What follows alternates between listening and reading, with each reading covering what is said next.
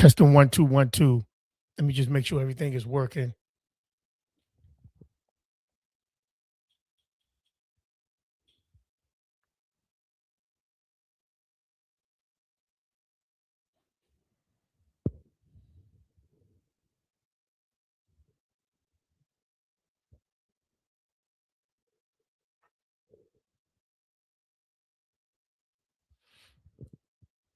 Make sure everything is working.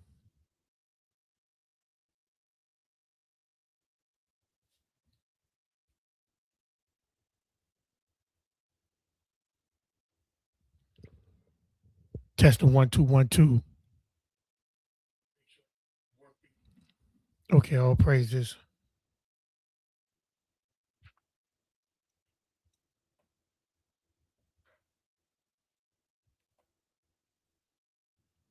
Testing 1 2 1 2. Okay, all praises.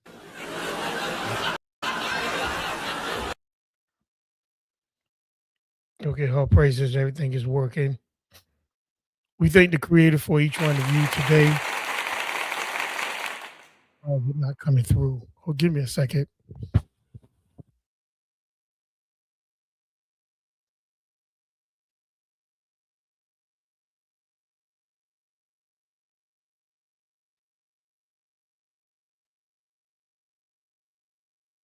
Okay, all praises. I guess this thing doing what it want to do today.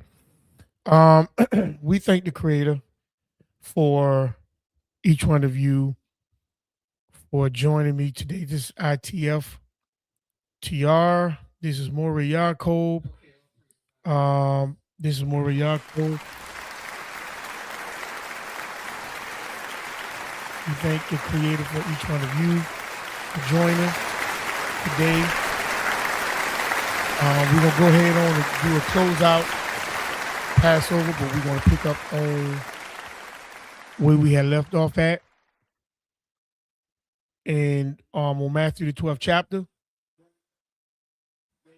And we thank the Creator for each one of you for joining me. Make sure as when you come into the building, you press that like and subscribe button because it's very important. It's very important. It's very important.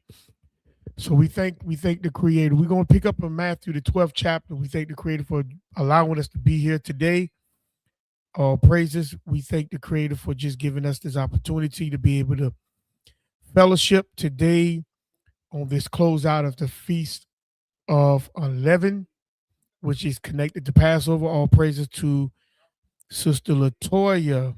All praises, all praises. We thank the Creator for you, and we thank the Creator. Make sure as when you come into the building, you press that like and subscribe button. We're going to go ahead on and get into Matthew the 12th chapter.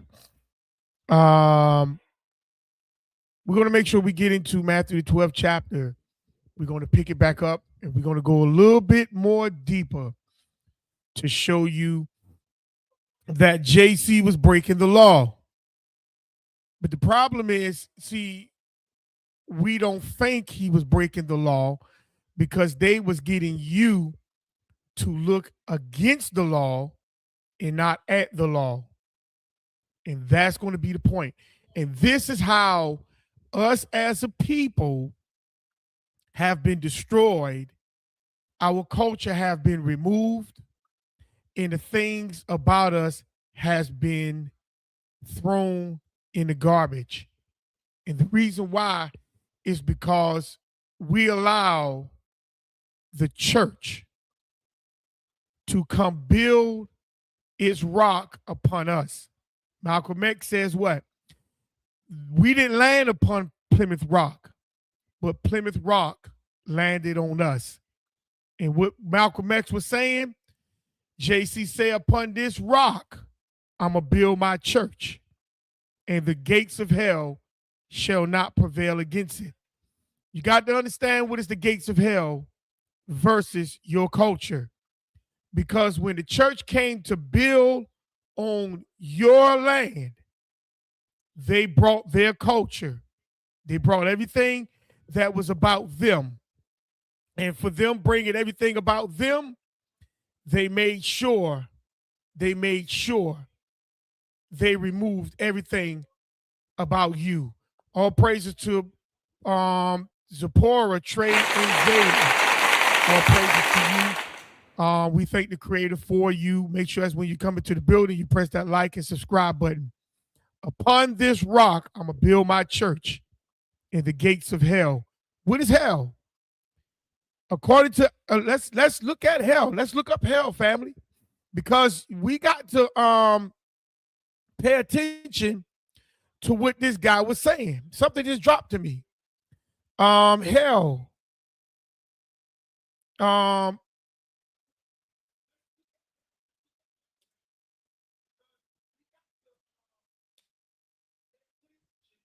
You know, you got to pay attention to this. And when he brought his church,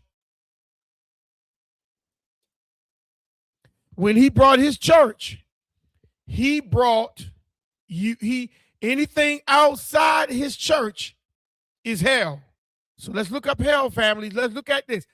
Hell is Isaiah, the 15th chapter. Let's go there, family. Let's go there. I'm going to put it up on the screen. Let's go there. Hell. Because we got to pay attention to what this guy was saying. Isaiah 15. Isaiah 5th, the 5th chapter. Isaiah the 5th chapter. And we're going to start at verse 14. Because this guy was bringing you hell. He said, the gates of hell shall not prevail against it. So let's look at hell real quick. Isaiah the 5th chapter.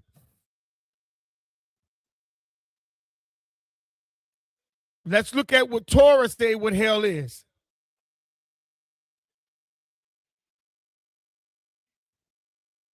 Let's look at what Isaiah say what hell is. And then we're going to go ahead on to get into, we're going to start at Isaiah the 5th chapter, verse 13. And then we're going to go ahead on and pop on back into Matthew the 12th chapter, because this guy said, upon this rock, I will build my church. And they say, oh, they were talking about the word of Peter. No. Plymouth Rock, we didn't land on Plymouth Rock, but Plymouth Rock landed on us. Stay tuned, because I'm going to show you what it's talking about in this lesson today. What is that rock?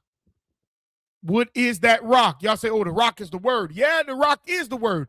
But we're going to figure out what that rock is today. Isaiah the 5th chapter, verse 13. Therefore, my people are gone into captivity because they have no knowledge. Knowledge of what? What you don't have knowledge of no more? Your culture. You don't have no knowledge of your culture. You don't have no knowledge of your history. We don't even keep up with family no more. You see? We don't even keep up with family no more. We don't even keep up with family no more. We don't. My people are gone into captivity because they have no knowledge. So knowledge is what puts you into slavery, captivity, bondage. You see? Israel went into bondage because they became ignorant of certain things. And one of the things that they became ignorant of was knowledge. And their what? Honorable men are famished, meaning the men that's supposed to be the head of the houses ain't doing that no more. They're not heading the houses no more. You see? There is no house. The leaders ain't leading the people correctly no more. Everybody's after a dollar. Everybody's after fame. Everybody's after, wanting to be recognized. The men, the honorable men, that's male and female, are famished. and their multitude dried up with thirst. The people are looking for a way out, but nobody is giving them a way out. This is captivity.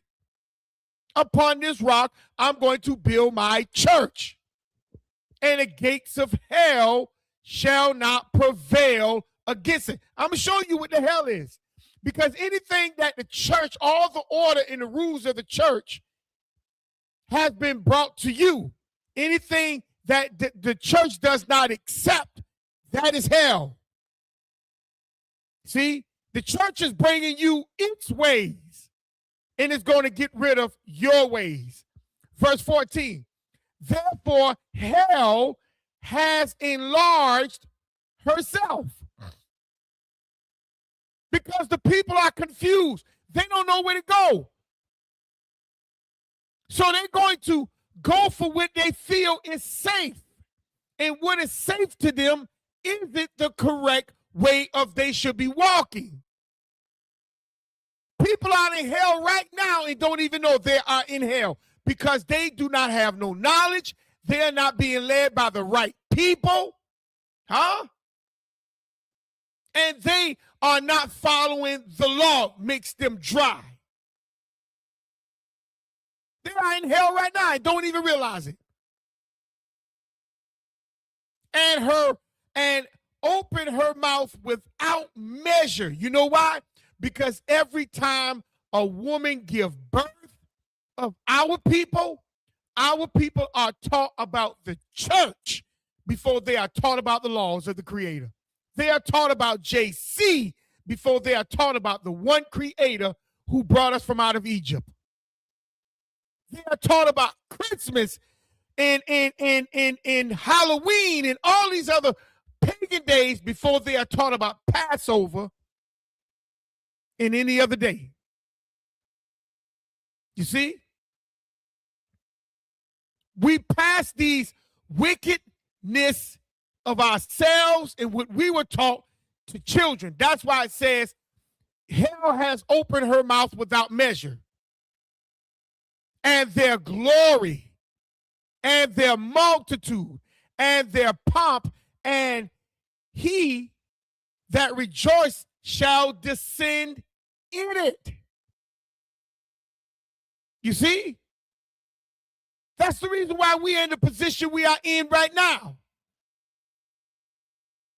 That's why we don't have a culture. We are trying to figure the culture out. We're trying to get back to the culture.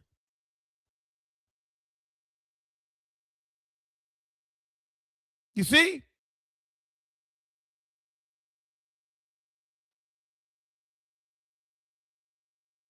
Verse 15, and the what? Mean man shall be brought down, and the mighty man shall be humble, and the eyes of the lofty shall be humble.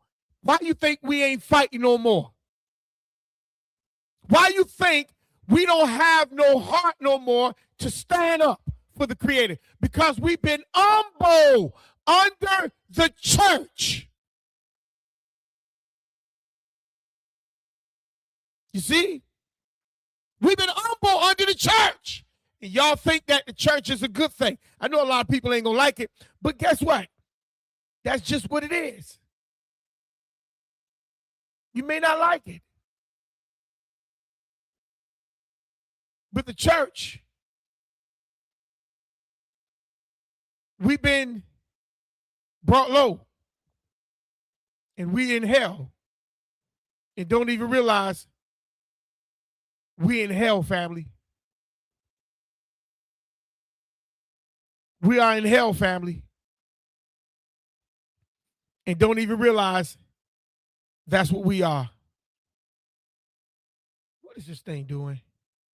Here we go. We are in hell, family. And don't even realize we are in hell. Because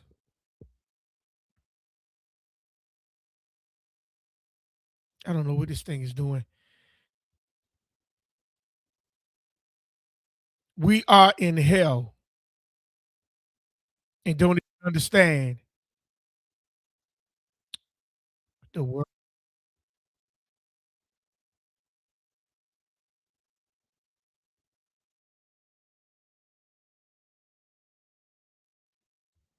we in hell, family, and we don't even realize now this thing wanna act up. Why is this thing doing this today?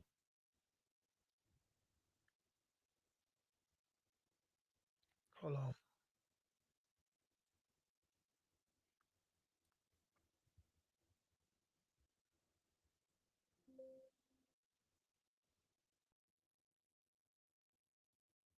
Hold on. Give me a second. Is this computer's acting up?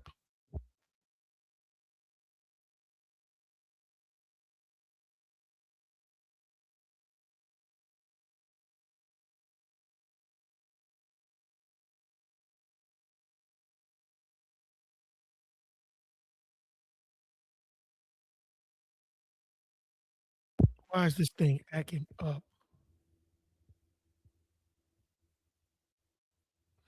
Testing.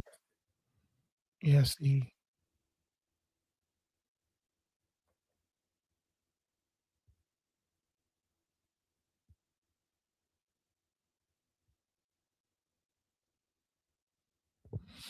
Testing.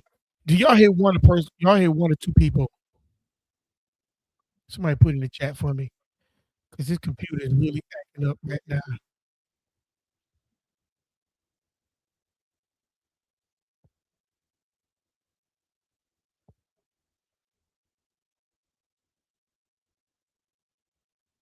Okay, all praises.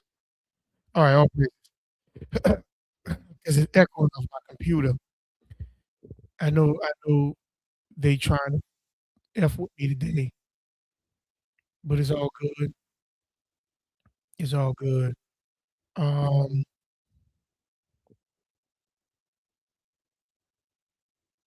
let's keep going. I'm just going to kind of try to get it out this way. Testing. Yeah, I'm just gonna try to get it out. Um, give me one second.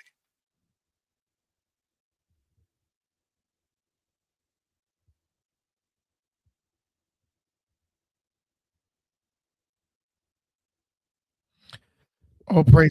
Um, all praise to brother Joe L. Make sure we thank you for joining us today. Um, happy Shabbat to each one of you all. Happy Shabbat. Creative for you. Make sure you come into the building, you press that like and subscribe button if you haven't done so already.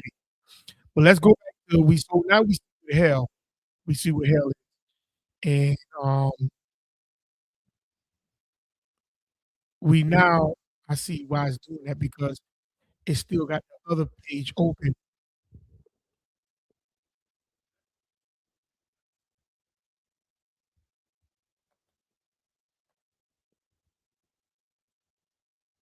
No,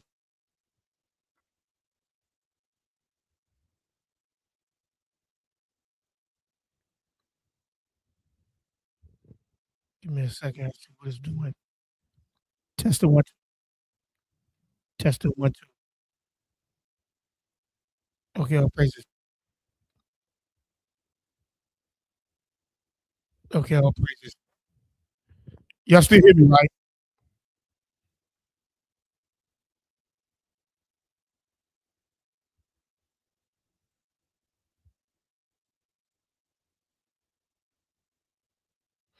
All right, let's go to Matthew the 12th chapter. All right, I see myself. Matthew 12th chapter. We're gonna start at verse. Let me share my screen.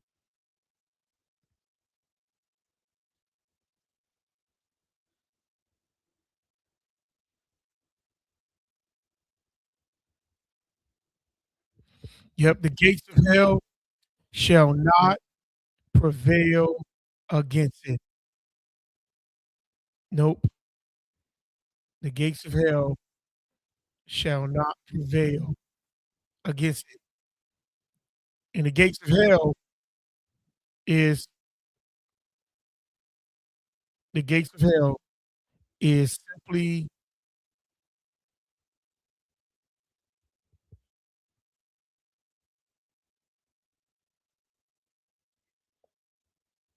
Okay. What the hell?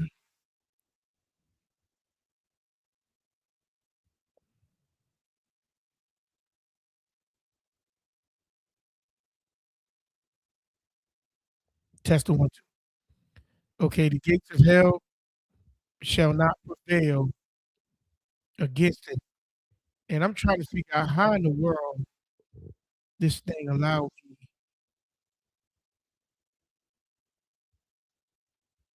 Give me one second.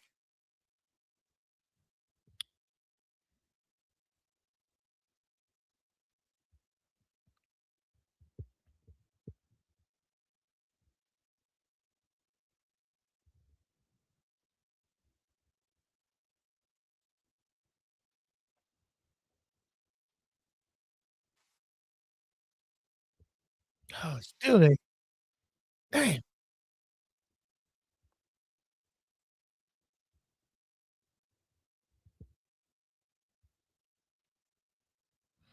All right.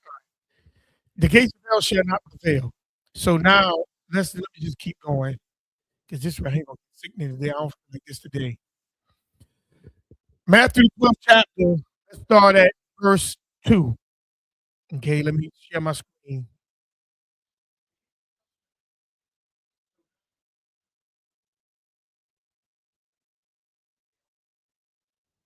Let me share my screen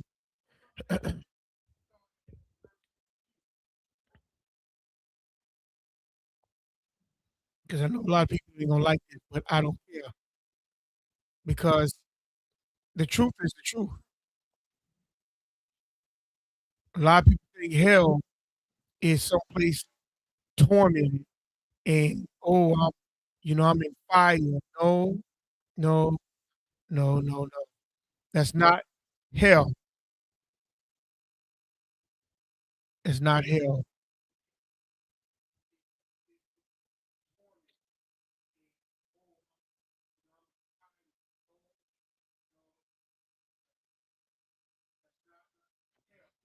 Let me get rid of a lot of this stuff up here.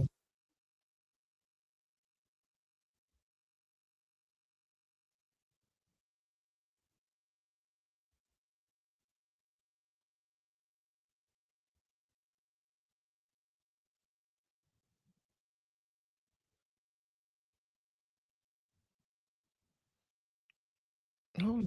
Did this thing skip me over? Hold up. I see what's going on.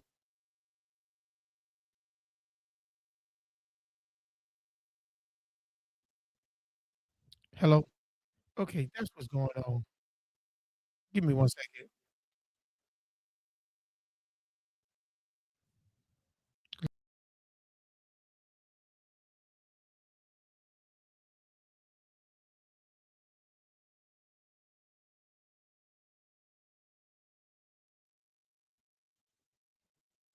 Y'all still hear me, right?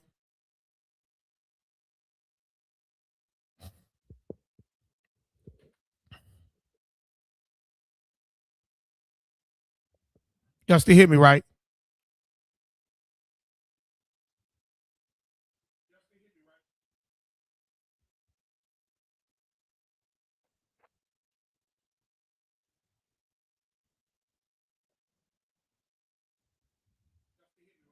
Okay, all praises, all praises, all praises.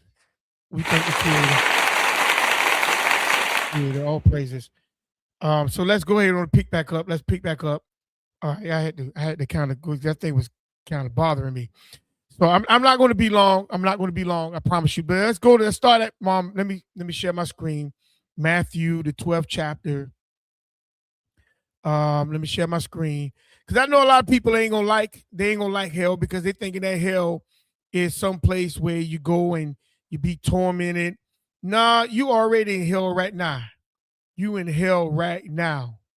Matthew the 12th chapter. Let's go ahead and start there real quick. You are in hell right now. When you can't live according to your culture and your people, and you're not living according to the traditions of your people, you are in hell. And a lot of times when new people come into your community and they begin to implement their culture in your community. Next thing you know, they'll call your community a diverse community when your community was not diverse. It was just you and your people. But now when extra people move into your community, those are what you call foreigners. Foreigners come bring their culture into your community and they divert your community. Divert. It's just like when you go and get coffee. Coffee comes straight from the bean, the cocoa bean.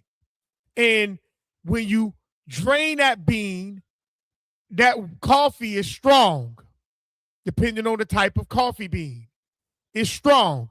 But you divert the coffee into what you want it to be when you add cream, you add some kind of cream or milk or whatever, and sugar. That coffee is no longer coffee, it's diverted away from coffee.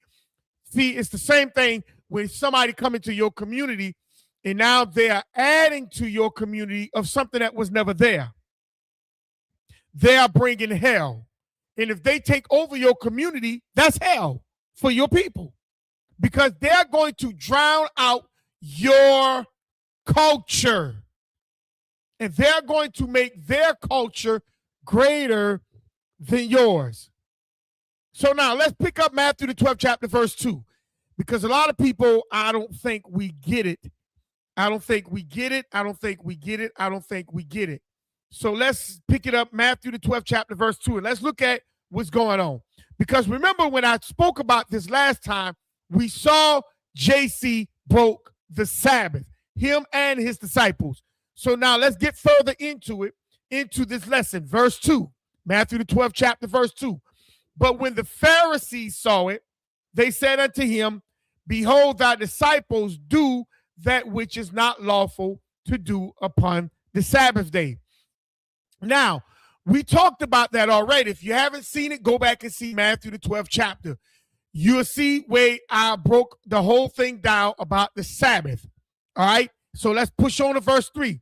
But he said unto them, have you not have read what David did when he was an hunger and they that were with him? All right, watch this now. He's telling the Pharisees, did you not read about David when he was hungry? You see? Him, especially with the people with him. So he's comparing himself to David at this moment and the men that was traveling with David. Okay? He's comparing him. He's almost literally bringing himself on that same level and saying, I'm doing the same thing what David did. Because look at what verse 4 says, how he entered into the house of the Creator. But I want you to pay attention. See, him and his disciples walking through the cornfield. David and the men that was with him was running from Saul. So he's comparing. David and his men were hungry. He said him and his disciples were hungry. So he's putting himself and his disciples on the same plane right in this verse with David and his men who was running from Saul. This is what I want you to pay attention to.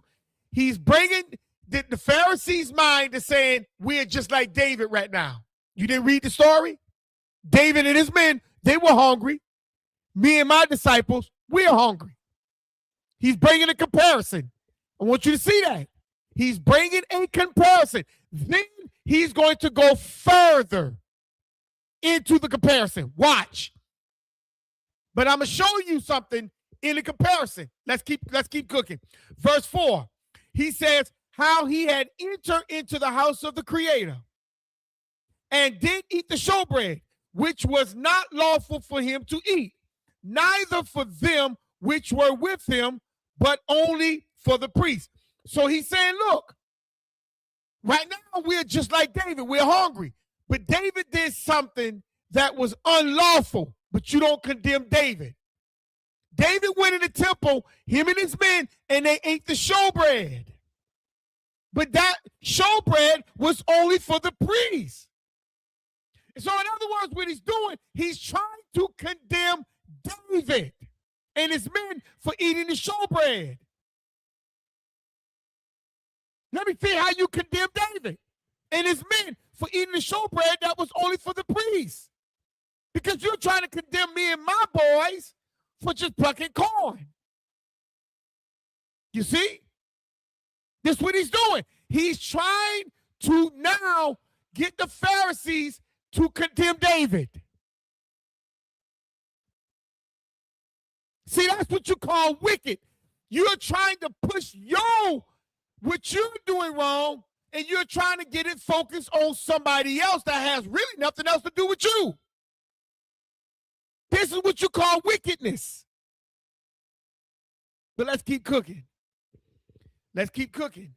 He said how he entered the house of the Creator and did eat the showbread, which was not lawful for him to eat, neither for them which were with him, but only for the priests. You see? Look at what he said about David. So let's talk about the showbread real quick. And let's talk about David just real quick. The showbread, or the bread of the presence, that's what it was called. It was either called the showbread or the bread of the presence, was holy, because it was set before the Creator in the tabernacles as the what? As a perpetual consecrated offering representing the 12 tribes.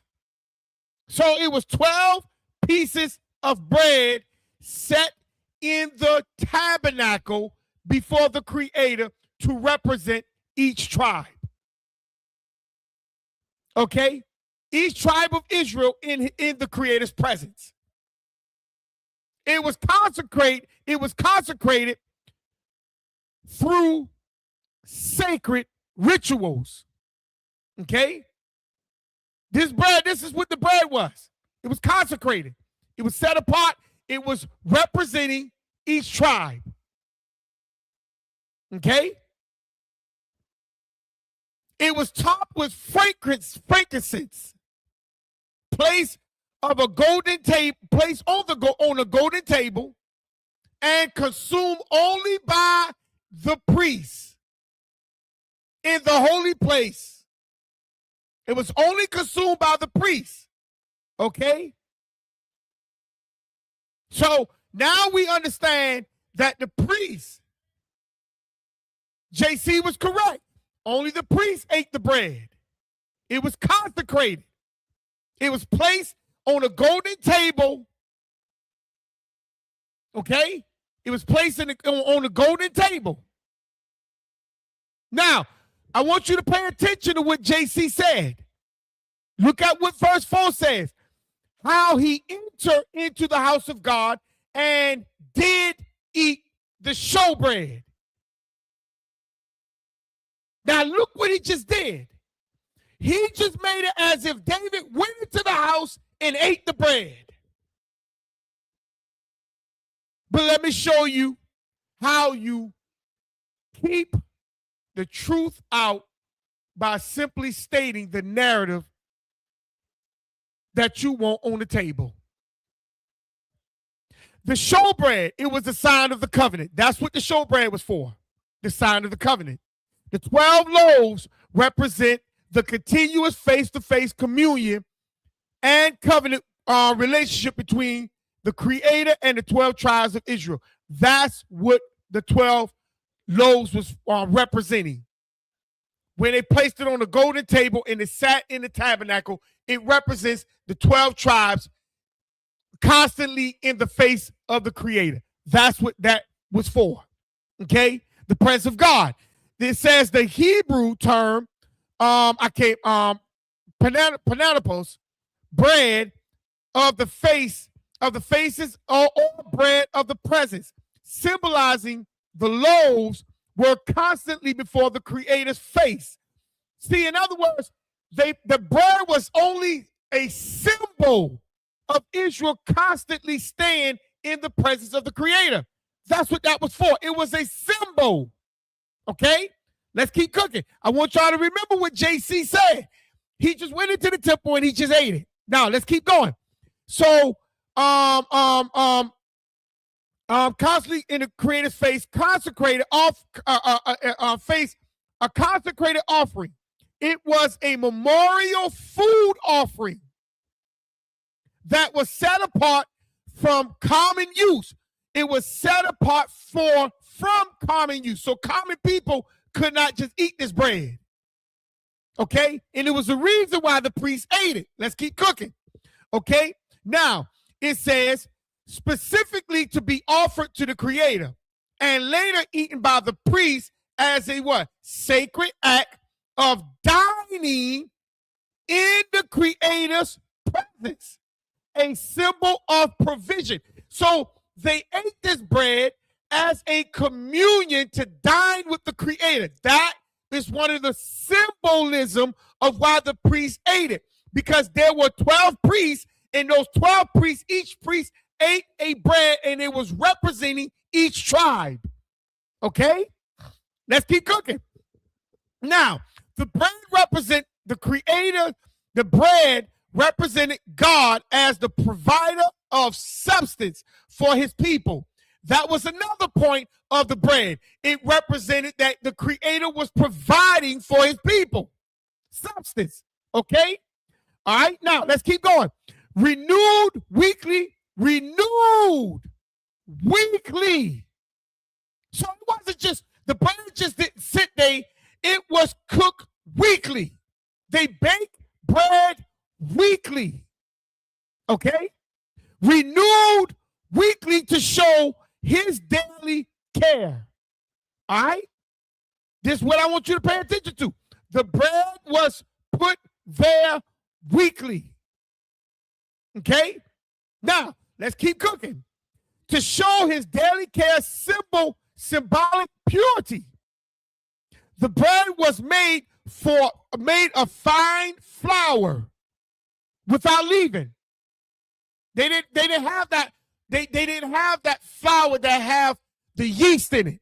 They made that bread with the flour that don't have yeast in it, meaning the all-purpose flour, which is often a symbol of what? Purity. Or in sin, or the sinless nature of what? See, and they're trying to tell you this represent Christ. No, it don't. It don't represent no freaking Christianity.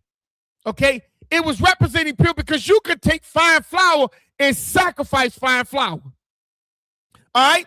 The showbread was called the bread of presence.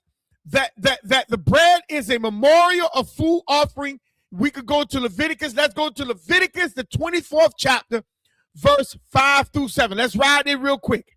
Leviticus, the 24th chapter, verse 5 through 7. Let's ride it real quick. Let's go there real quick. Leviticus, the 24th chapter. All right. Now I got to turn this thing down because I got to make sure I hear myself because this computer's acting up today. Leviticus, the 24th chapter. And we're going to go through 5. We're going to read verse 5 through 7. And we're going to realize what this bread is. Okay? Leviticus, the 24th chapter, verse 5 through 7. Now, look what it says. And thou shalt take fine flour and bake 12 cakes thereof. See, this is the bread. This is the showbread. Bake 12 cakes thereof. 2/10 deal shall be in one cake. See, this is the showbread. And thou shalt set them in 2 rows, 6 on a row upon the pure table before the Creator. This is the showbread. You see? Verse 7. And thou shalt put pure frankincense upon each row, that it may be what? On the bread for a memorial, even an offering made by fire unto the Creator. All right? Verse 8. Every Sabbath, he shall set it in order before the Creator continually. So I want y'all to remember that. Every Sabbath, they set out a new fresh of bread. Okay? They do this continually. Being taken from the children of Israel by an everlasting covenant. That bread represented a covenant, but it is renewed weekly. Okay? It's renewed weekly. The priests were authorized to do what they did on the Sabbath. See, but let me go back. David was given the bread from the priest. He was given the bread. David just didn't go in like JC trying to tell you. Let's go back to Matthew, the 12th chapter. Let's go back there. Let's go back to Matthew, the 12th chapter. See, you got to look at what this guy is what he tried to do. He tried to make it as if David just ran into the temple and ate the bread. No, he did not. But let's read JC words of him concealing how David got the bread. Okay? How he entered, Matthew the 12th chapter, verse 4, how he entered into the house of the Creator and did eat the bread. That's what he said. He did eat the bread. He didn't say how he got the bread. The way he made it sound like, oh, he just ran in there and ate it. Like they just walking through the cornfield and plucking. You see, he tried to bring David into a point of sin. But let's keep going. Let's keep cooking. Let's go to 1 Samuel, the 21st chapter. Let's go there real quick, family. Let's go to 1 Samuel, the 21st chapter. Because we got to get to the truth. Because this dude is a conniver. I'm going to flatten him like a pancake. Let's go to 1 Samuel. If you don't pay attention to this guy will have you following a lie. 1 Samuel 21. 1 Samuel 21, and let's start at verse 1. Let's start at verse 1. Let's read all the way down to verse 6. Let's read all the way down. Then came David to Nob, to Abimelech, the priest.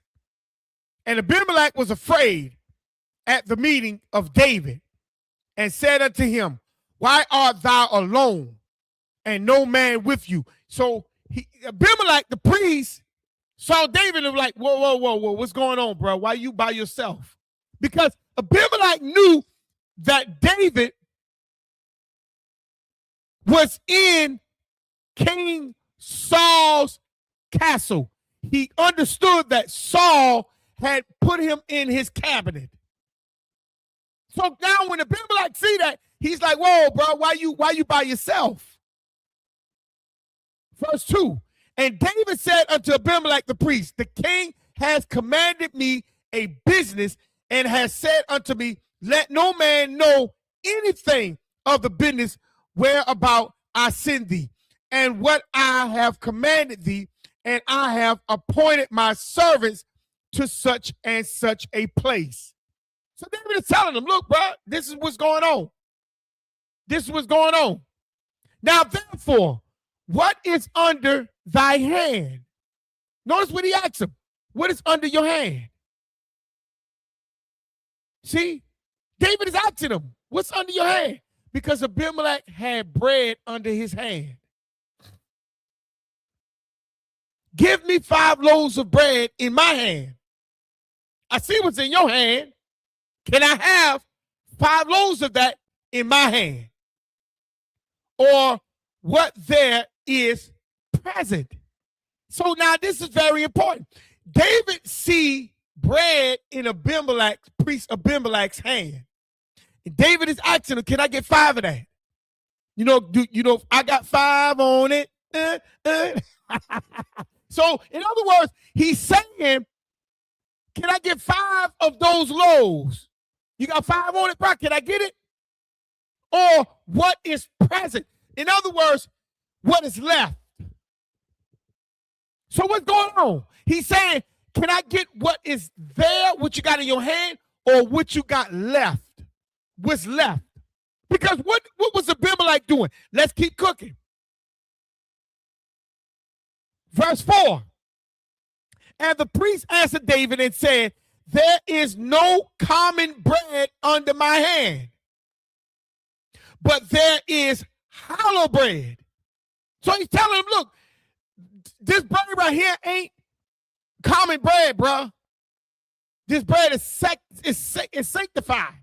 We set this bread apart for a memorial for the 12 tribes. If the young men have kept themselves at least from women, because we could go to the law. When a man mingles with a woman and he copulates, it makes the man unclean. So he be unclean for a day. He have to go and wash him and the woman. So he asked him, did they keep themselves from women, from having sex, in other words? And David answered the priest in verse 5 and said unto him, of a truth, women have been kept from us about 3 days. You see? We ain't been around women and we ain't been touching women for about 3 days since I came out. And the vessels of the young men are holy. And the bread is in a manner common. Yea, though it was sanctified this day in the vessel. Now watch what happens.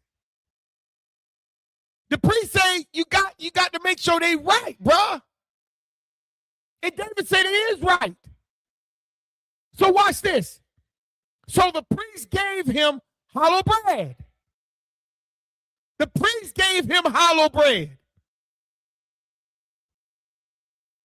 For there was no bread there but the showbread that was taken from before the Creator to put hot bread in the day when it was taken away. So what was taking place? Abimelech was changing the bread. He was throwing the old bread out to replace it with the new bread.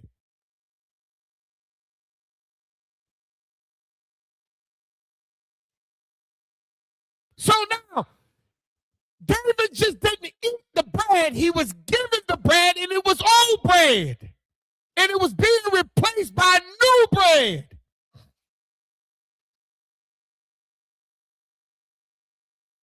So when JC tried to put himself connected with David, no. Ain't nobody gave him no corn in that field. Nobody gave him corn in that field. David was authorized and was given the bread, old bread, from the priest.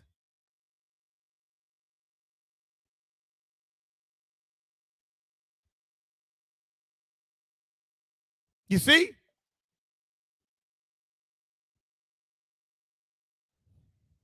David was given the bread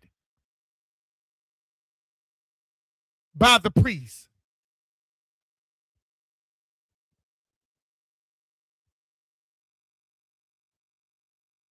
This is the difference. And JC tried to make it sound like David just went into the temple to eat the bread that was supposed to have been eaten. David ate old bread that was getting thrown away. That's what David was doing. All praise to Brother Ross Pinckney. Peace, my brother. Peace, my brother. Peace. Make sure you push that thumbs up and thumbs down and subscribe button. All praise to you, my family. David was eating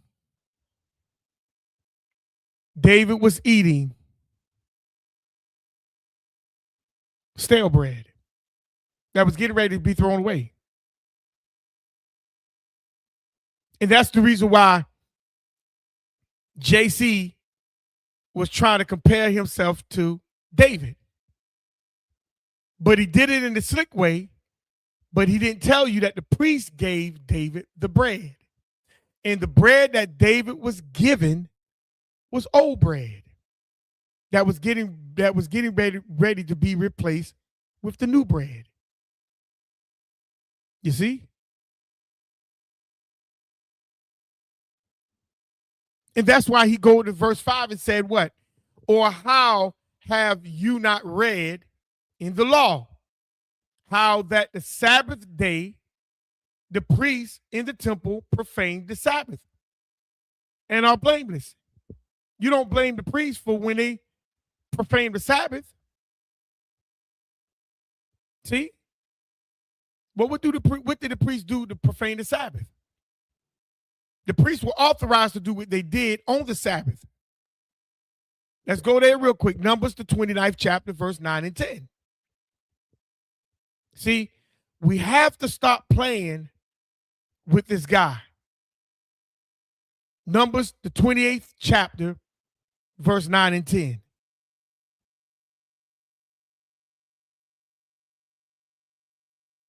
See, a lot of people ain't going to like this because they wants to continue to see this guy perfect. He's not perfect. He was not without sin. This guy was a sinner across the board. Numbers, the 29th chapter, verse 9 and 10.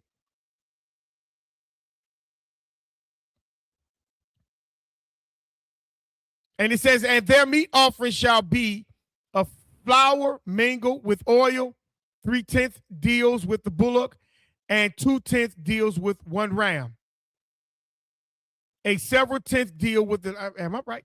Did I write 28? Hold on. What I put? This 29. My bad. It's a lock here. 28. 28, 9 and 10.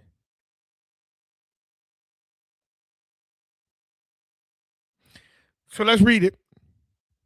And on the Sabbath day, 2 lambs of the first year without spot, and 2/10 deals of flour for the meat offering, mingled with oil, and the drink offering thereof. This is the burnt offering of every Sabbath, besides the continual burnt offering and his drink offering. See, so in other words, they were given instructions in what they're supposed to be doing every Sabbath. The priests, you see?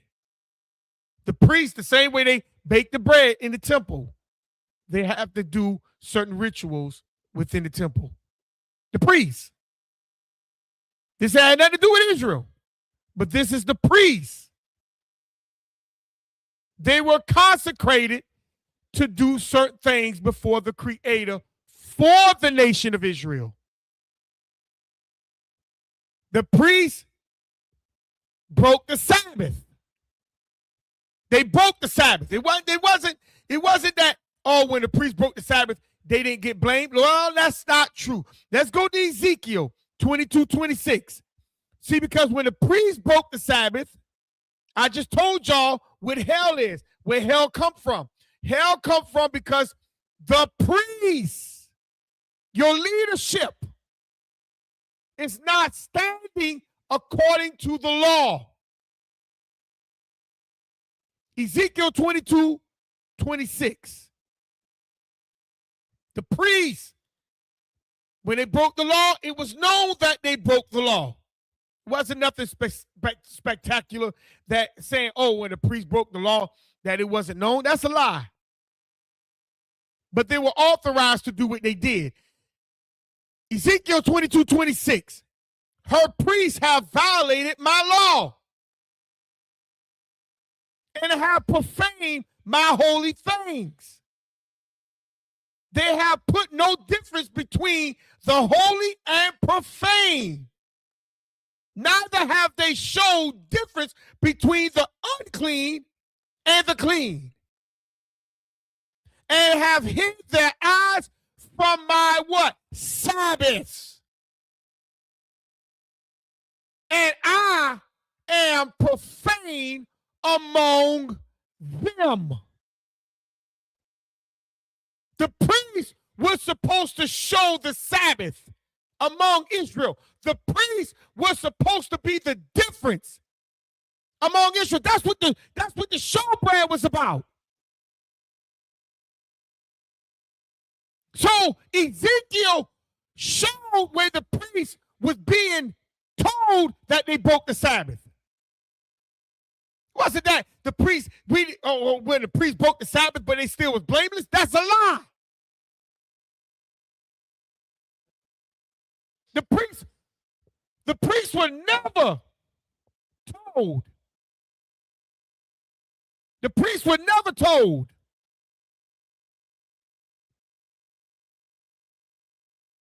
The priests were never told that when they broke the Sabbath, they were blameless. Let's go to Leviticus 16. Let's go there real quick. See, this guy's trying to get around accountability for what they bring into his face. The priest is the reason why we are now in this mess. They are one of the reasons why we're in this mess. The priest. The leadership is another reason why we are in this mess. Leviticus 16, verse 2. And the Creator spake unto Moses, speak unto Aaron thy brother, that he come not at all times into the holy place within the veil before the mercy seat, which is upon the ark, that he die. For I will appear in the cloud upon the mercy seat. Be careful when you come. Tell Aaron to be careful when he come behind the veil, where the mercy seat is. Okay? Let Aaron know. Be careful. Let's jump down to verse 13. And he shall put the incense upon the fire before the Creator, that the cloud of the what? Incense may cover the mercy seat that is upon the testimony, that he die not. Family, the priest supposed to do certain things in the temple for the presence of the Creator. That ain't for the Israel. That ain't just for normal Israel. That was for the priests. And if the priests did the wrong thing, they died. They were punished. They weren't blameless. See, this guy's he's trying to boss his way out of being shown that he's a sinner. He's not of the Creator.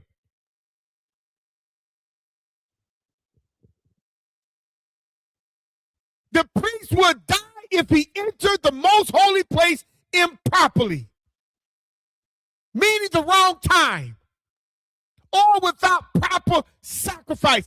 That priest will die. So, family, what this guy was talking about? Let's go back to Matthew. What was this guy talking about? Or have you read the law, in the law, how on the Sabbath day, the priests in the temple profane the Sabbath and are blameless? How the priests enter the Sabbath, the temple, wrong, and they died. But he said that they were blameless. I just read the law, family, that Ezekiel accused the priest. Malachi accused the priest. And in Leviticus, that if they do the wrong thing in the temple, beyond the veil of the mercy seat, they would die. Where's the blameless at, family? See? David was given bread from the priest, but it was old bread. That's why he was able to get it. Even though it was old, they still had to make sure that they were set apart. They were not defiled. You see? And the priest gave it to them.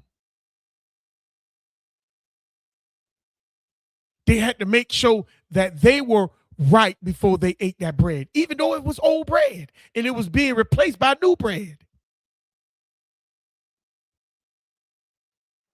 You see?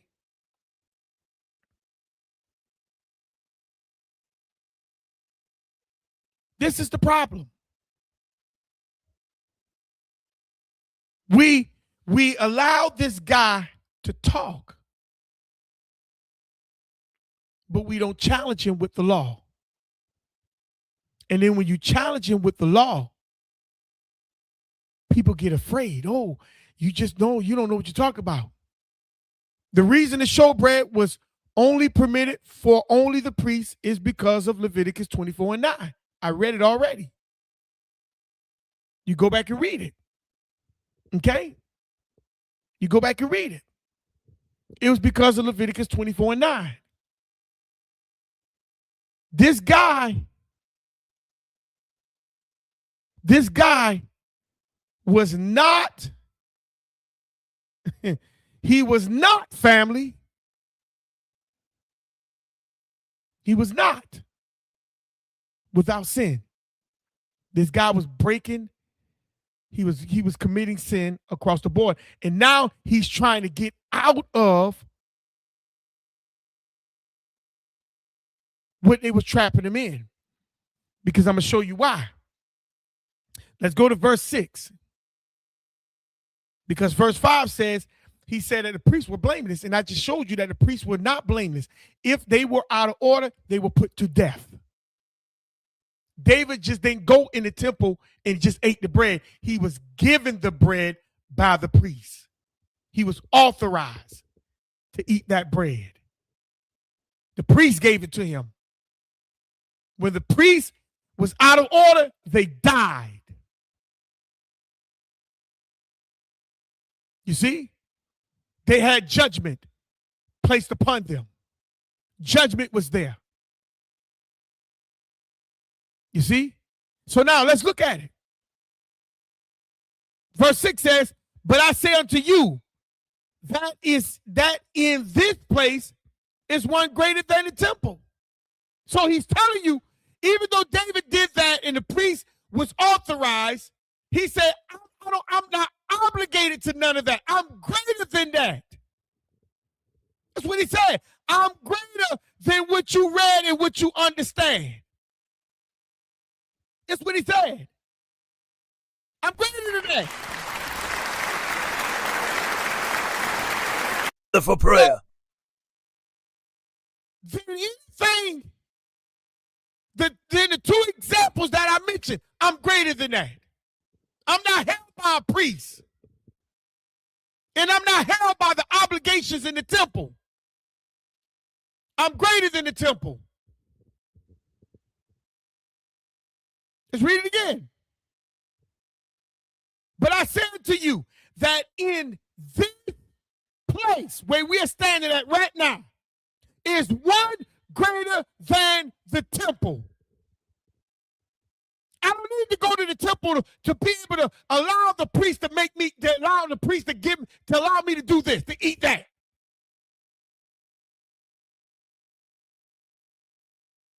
And I'm beyond the authorization that's in that temple. I can go beyond that. So what he's saying?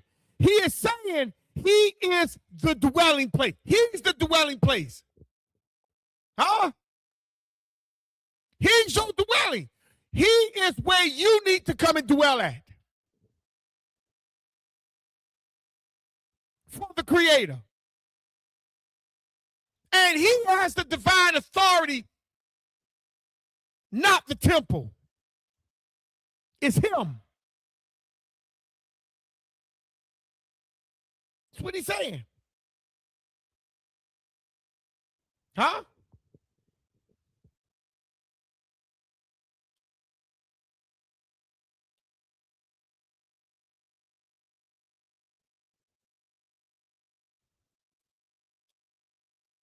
He said he is the place.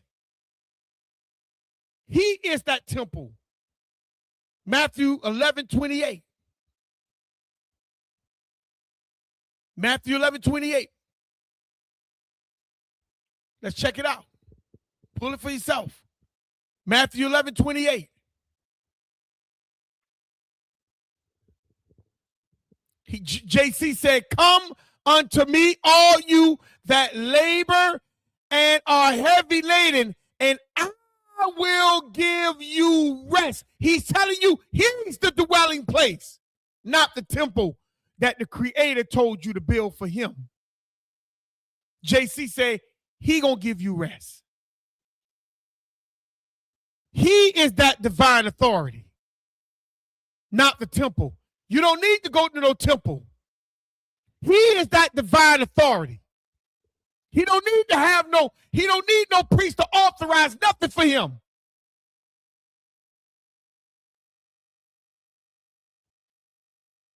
He's telling you what it is. Let's read it again. Matthew 11:28. Come unto me, all you that labor and are heavy laden.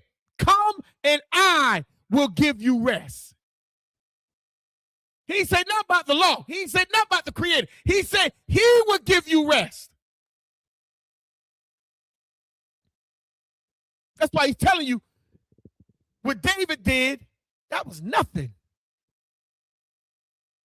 I'm greater than the temple. He said, I'm greater than the temple. God damn it. I'm greater than the temple. You see?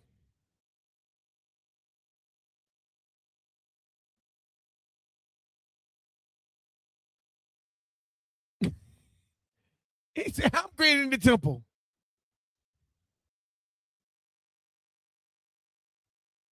That temple, see, that's your thing. That's your thing. But I'm greater than it.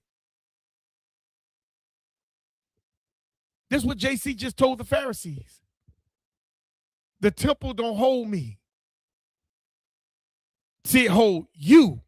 It hold David. It hold the priest, but it don't hold me. I'm greater than the temple.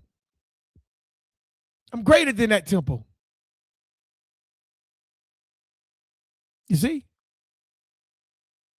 That's why at the end of the church service, they tell you, they say, come to Jesus, come to Jesus, come to Jesus right now. Y'all know what I'm talking about, right? Y'all right. That's what they tell you. Just right now. All to Jesus. All to Jesus. Right now. He will save you. That's what I'm talking about. He will save you. That's not why they break the law. Psalm 19:7. The law of the Lord is perfect, converting the soul. But they telling you JC is going to convert your soul. He going to save you. He going to give you rest. Y'all don't even see what these folks have done to you. This man say he's greater than the temple. He's greater than the temple. And after you got finished saying, just right now, and then they have the music playing, and then they say, if there's just one that want to give their life.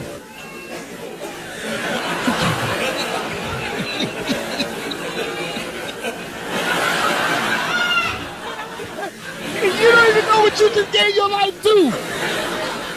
And we're going to talk about it. We're going to talk about it right now. But you don't even know what you just gave your life to. You don't even know. You don't even know. Is there just one?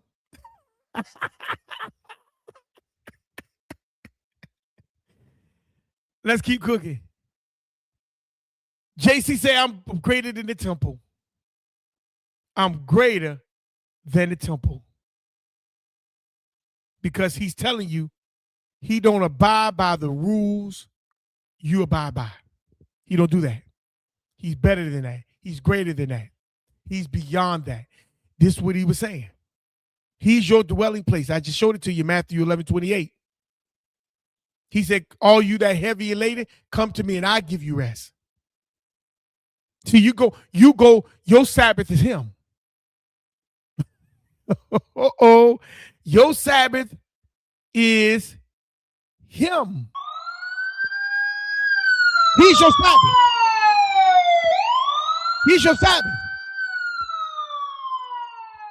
He's your Sabbath. See, the Sabbath ain't the day. The Sabbath is him.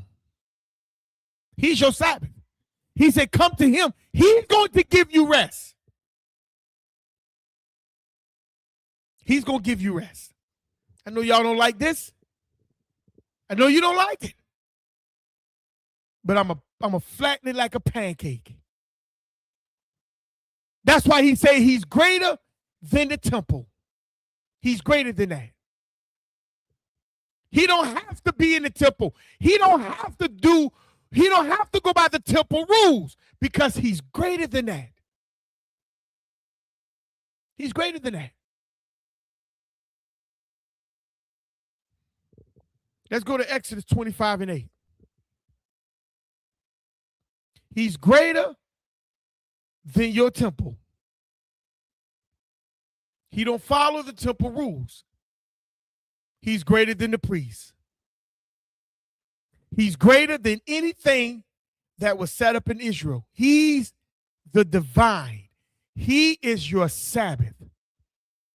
Come to him and he will give you rest. That's why he don't abide by the Sabbath. You see? That's what he's telling the Pharisees. I'm beyond the Sabbath. I'm greater than your temple. But let's look at the temple. Because he's saying he's greater than this. Exodus 25:8. Exodus 25:8.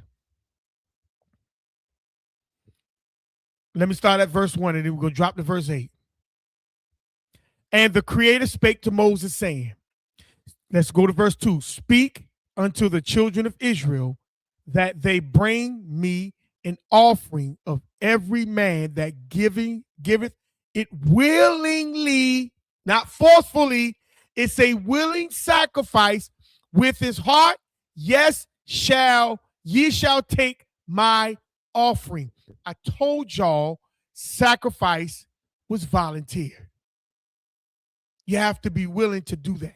When you give an offering, regardless of what it is, you have to be willing to do it. It's volunteer. It's according to what you're doing, why you're doing it. And you can't be forced to do it. You see? This is why a lot of you ain't going to make it. Because you look at it like it's supposed to be a forced thing. No. Willing. Let's jump down to verse 8. And let them make me a what? Sanctuary, that I may dwell among them. The sanctuary, the temple, is symbolizing the Creator's presence. You see? The sanctuary and the temple represents the Creator dwelling among you. You see? This is why the churches are built. The synagogues are built. This is why they have all these mosques, because they are replicating what the Creator told you.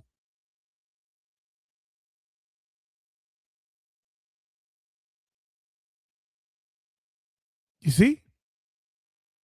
Let's stay in Exodus and let's go to chapter 40. Exodus, the 40th chapter. JC is your rest. Exodus, the 40th chapter.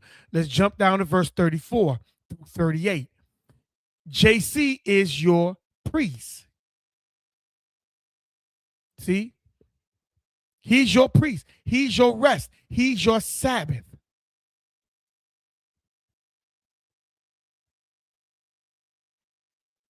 Then the cloud covered the tent of the congregation. You see? Because they had a tent, because they were moving the tent of meeting, which was the tabernacle on wheels or on feet. But then when they got to the promised land, they stationed the temple. They built one for him. But while they was moving from Egypt to the promised land, they had what was called a tent of meeting.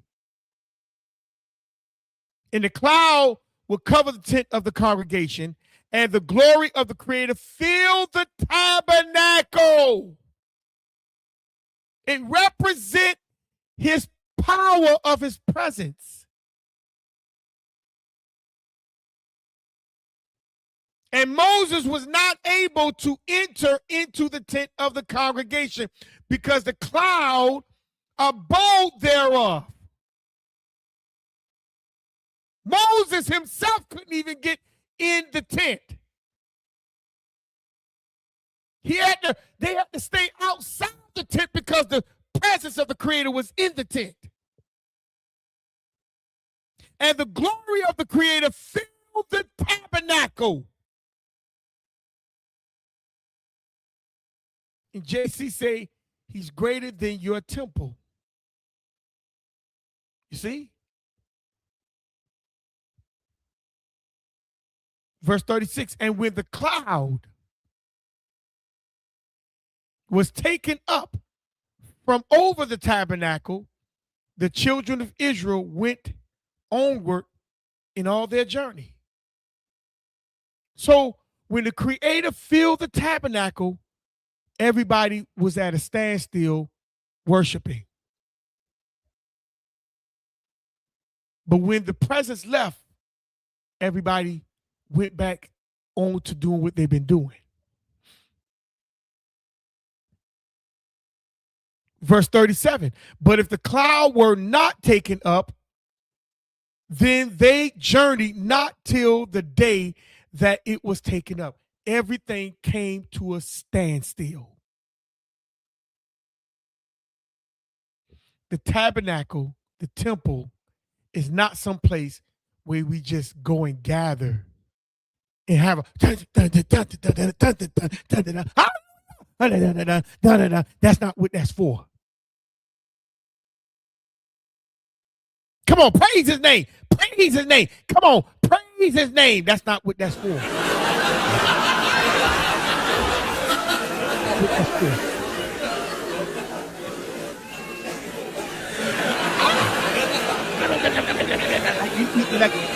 Like you crunching on sticky.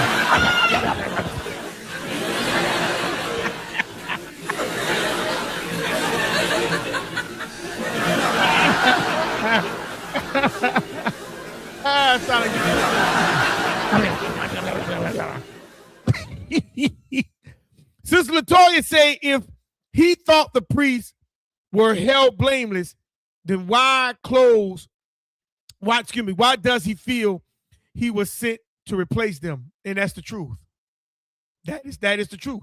Why, if he thought that the priests were blameless, why did he feel like that he came to replace them?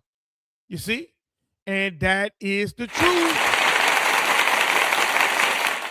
That's the truth.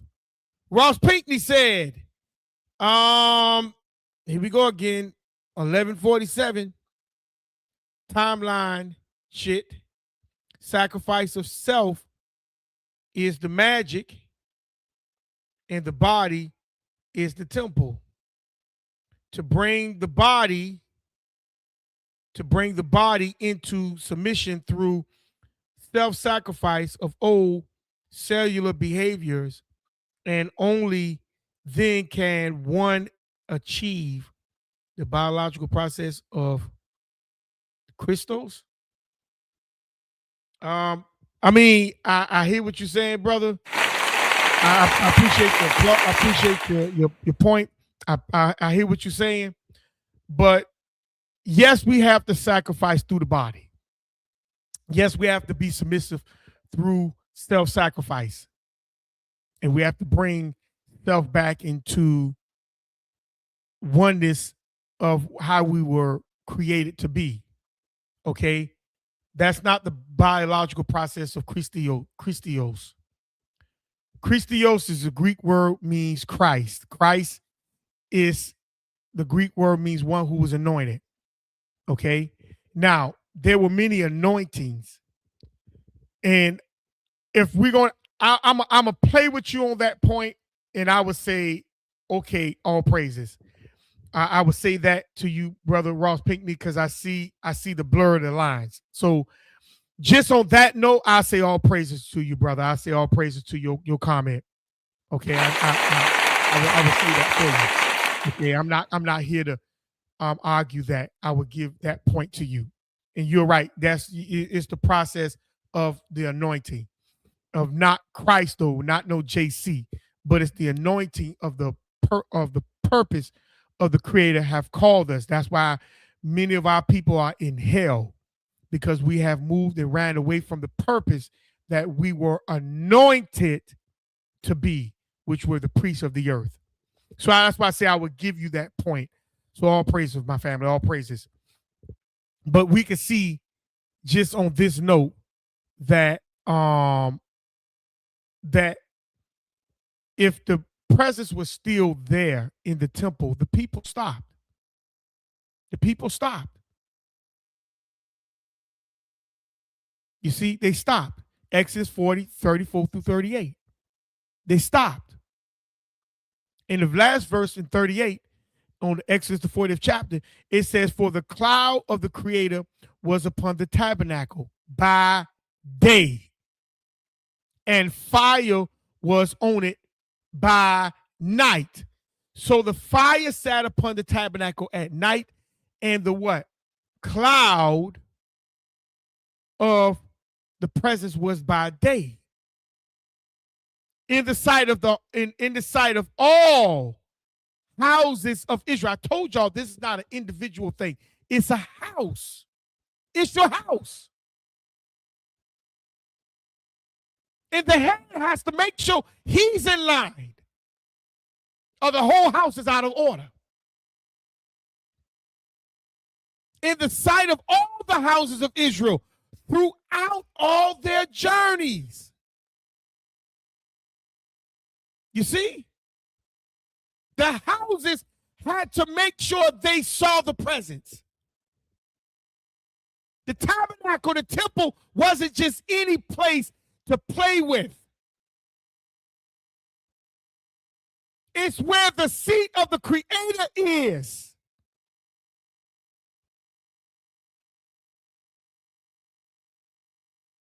You see?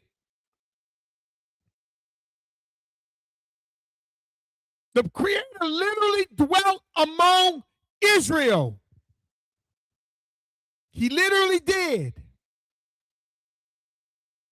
And this is what the people is not grasping. They're not grasping this. We have to make sure that the Creator, we understand that the Creator's presence was there. But we have to make sure we are staying in line with the divine order of the Creator. JC was telling you he's over the temple.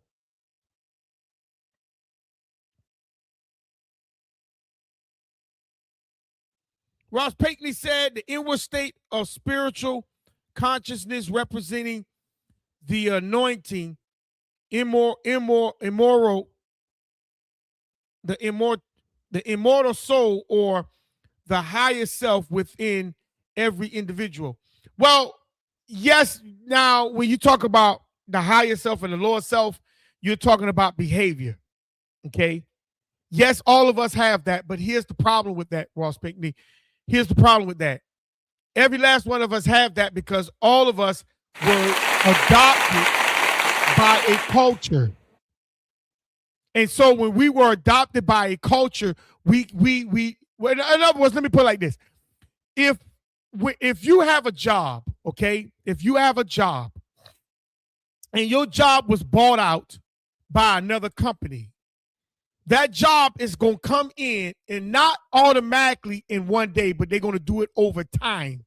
They're going to implement their rules over the old rules that were already there by the previous company. So that's what the higher lower self-consciousness is. We refuse to acknowledge that we are in oppression. We are in a fallen state.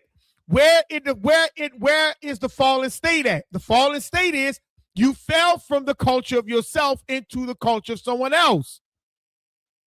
And now, for you are inside of somebody else's culture, you are living according to their culture. You see how that goes? You are living according to their culture. That's the higher lower self, because your lower self is that culture may perpetuate pork. You know your culture don't perpetuate eating pork. That culture may perpetuate eating shrimp and crabs and everything else that your culture don't perpetuate for you to do. You see? So that's the higher lower self. So now your culture say, oh, you can have hair that's locked. You see, that's locked.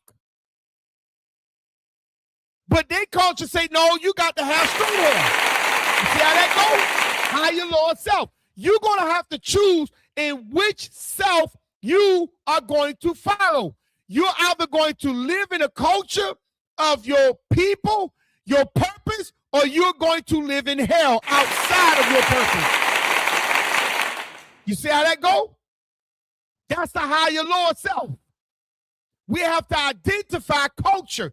And JC is telling you he is not a part, he's above the temple. The Creator gave you a temple to follow. He gave you a temple to build. And now he's telling you he is outside of that temple. He's greater than that temple. He's greater than where the presence of the Creator dwelt. Think about that.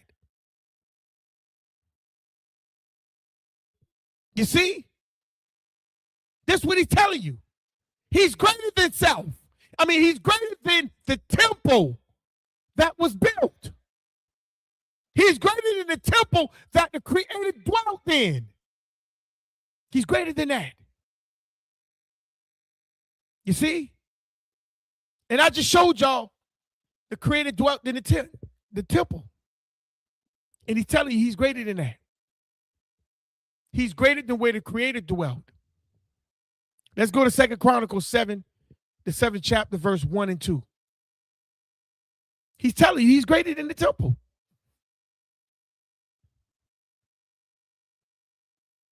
He don't follow what you do. No. See, this is where y'all get it twisted. Y'all think he's supposed to follow. No. He's showing you he's not following that. He's greater than what you follow. But you try to put him in the same bracket as you. No, he's not in your bracket. He came to bring something new,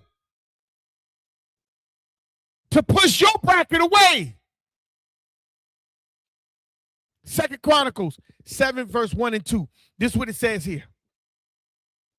Now, when Solomon had made an end of praying, the fire came down from heaven and consumed burnt offering and the sacrifices. And the glory of the Creator filled the house. And the priest could not enter into the house of the Creator because the glory of the Creator had filled the Creator's house. It did it in the tent, and now it's doing it in the temple during Solomon's time. There's nothing new under the sun. And JC telling you he's greater than the temple. But the Creator's presence fill the temple. Think about that. The creative presence fill the temple. But he's telling you he's greater than the temple. First Kings. Let's keep cooking real quick. I'm about done. First Kings. First Kings, the 8th chapter.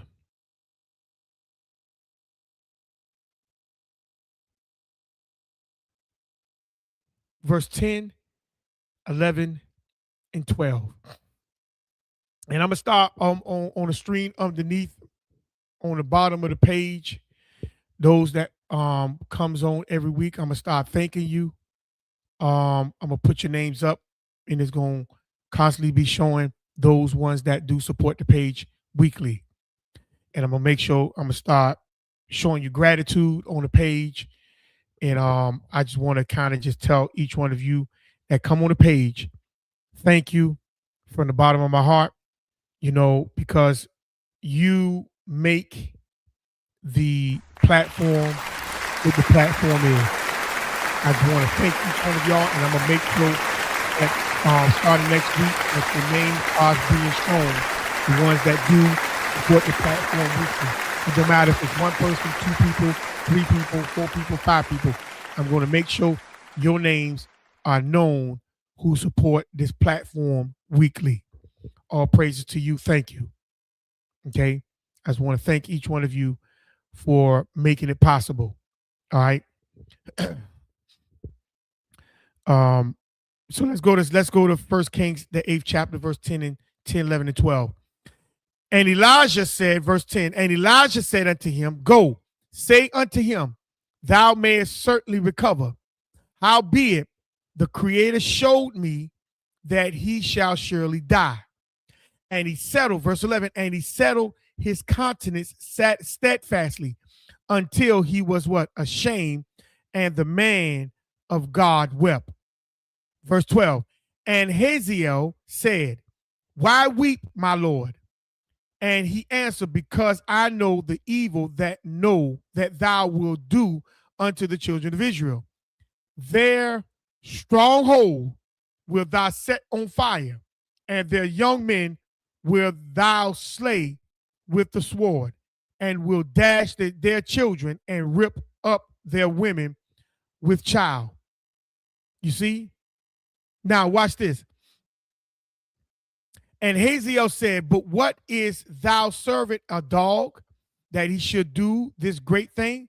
And Elijah answered, the Creator has showed me that thou shalt be king over Assyria. The Creator was still dealing with Israel when Israel was in captivity. You see? So if he was dealing with Israel while Israel was in captivity, why is it that you think the Creator isn't dealing with Israel today? You see how this works? The Creator is still dealing with Israel today.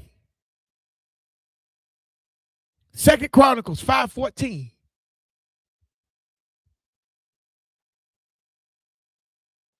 He told Elisha that this guy is going to be king. See? He's going to be king. Nothing happens unless the presence of the Creator shows himself to his people. Nothing happens. See, a lot of people comes up around you for your presence because they're looking for the Creator to speak to you. You see? 2 Chronicles 5:14.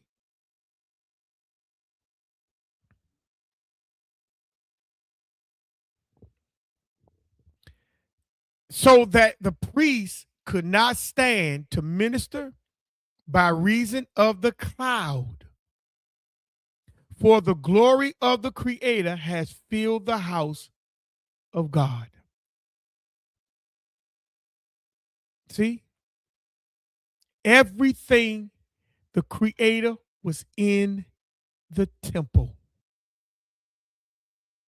But JC say he's greater than where the presence of the Creator was. Psalms 11:4. Psalms 11:4.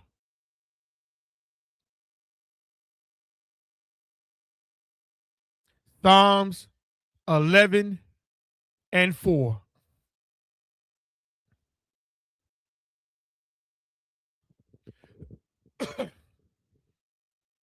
The Creator is in his holy temple. The Creator's throne is in heaven. His eyes behold, his eyelids try the children of men. You see, the Creator hasn't moved from his throne since he began to rest. He's just watching you. Meaning the angels that he positioned watches your every move and record you. You see? He hasn't moved. It's his temple. So if the temple he told you to build for him is his dwelling place among you, how do JC become greater than that? Psalms 84:4. Stay in Psalms and let's go to chapter 84. How do JC become something greater what the Creator gave you for him to dwell among you? How JC become greater than that? How he become greater than that? Psalms 84:4. I know a lot of people ain't gonna like that. They ain't gonna like this. It's okay. Blessed are they that dwell in your house. They will be still praising thee. You see? It's the Creator's house. It got nothing to do with you. It ain't got nothing to do with you, family. It ain't got nothing to do with you. It's the Creator's house. But JC said he's greater than that. You see? JC said he's greater than the temple.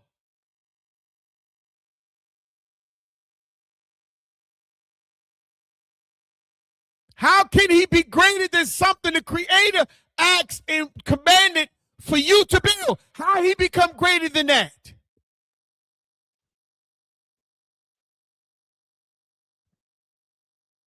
I'm showing you that this guy is the devil. He's the devil. He's the devil. This guy's the devil. He is the devil. He is the church that came and brought wickedness in your culture. See, he's the reason why you are in the position you are in right now. In your homes, in your community, within your mindset, he is the problem.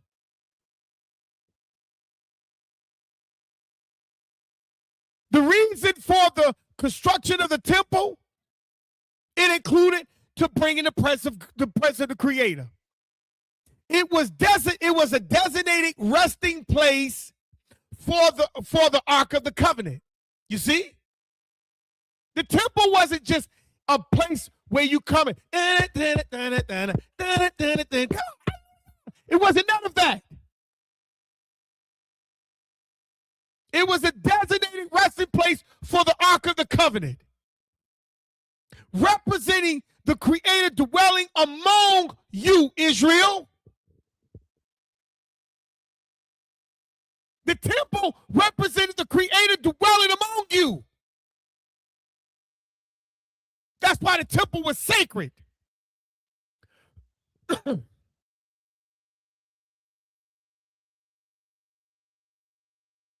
moving from a portable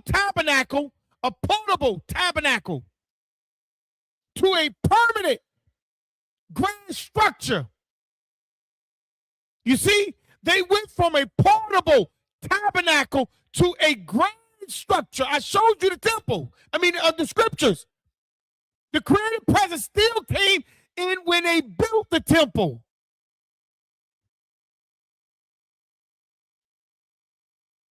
For forgiveness and worshiping.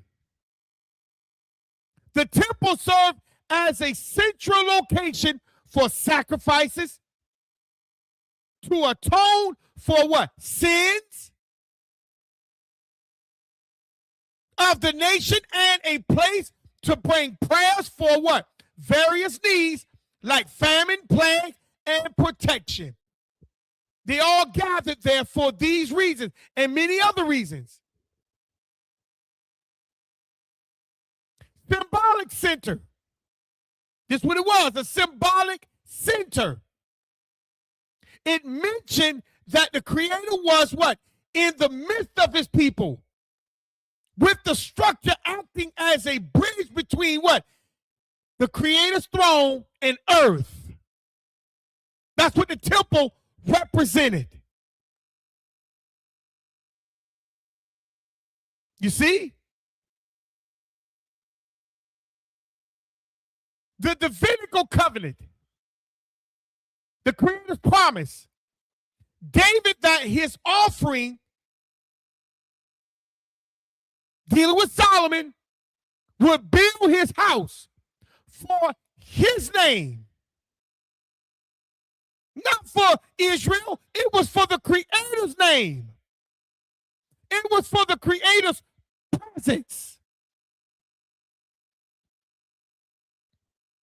Establishing a lasting dynasty, meaning a spiritual focus. It served as a what? A centralized location for festivals, pilgrimages. It encourages spiritual awakenings and obedience to the Creator.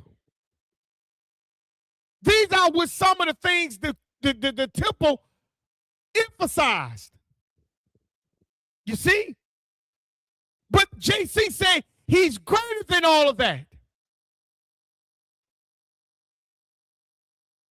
He said he's greater than the temple.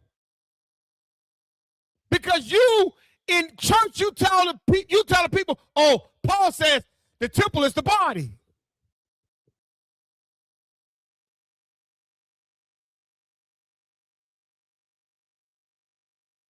The temple is not your body. The body is like a pair of clothes that covers the soul. The Creator specifically asked for a building, not a body. That's why when the Israelites sinned, they ripped their clothes off and put on sackcloth. Your body represents your covering of clothes.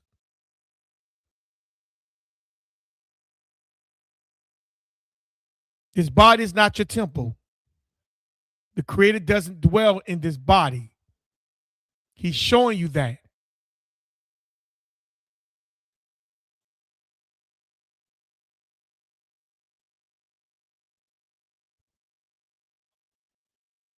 He's showing you your body has to have a willing mind to want to change. You can't change the body, but you could change the mindset. You see? The temple represents the Creator's dwelling.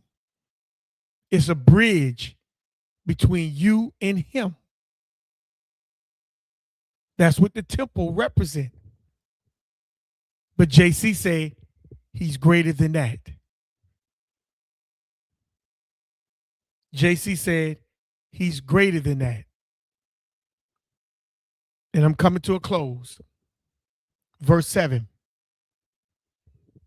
Let's go to verse 7.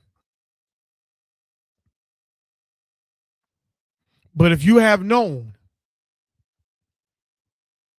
what this meaneth, I will have what? Mercy and not sacrifice. You will have not condemned the guiltless. So he's telling the Israelites that you will not be trying to kill him or condemn him according to your customs.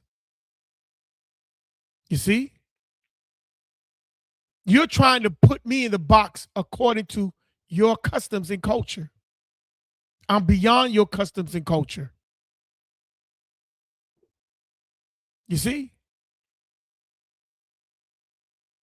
That's what America's trying to do in Iran today. You can't enrich uranium. We trying to tell you what you can do in your country. That's what he's saying.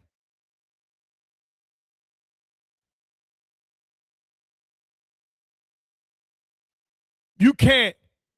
We're going to be the ones that tell you what you can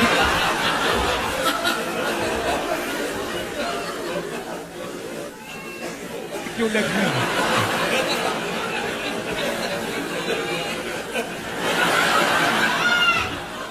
Open up the goddamn see of her move.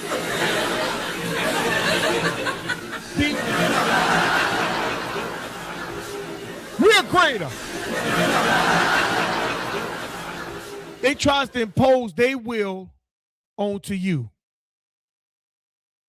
They try to tell you your culture is meaningless and fruitless. So he's telling you in verse 7,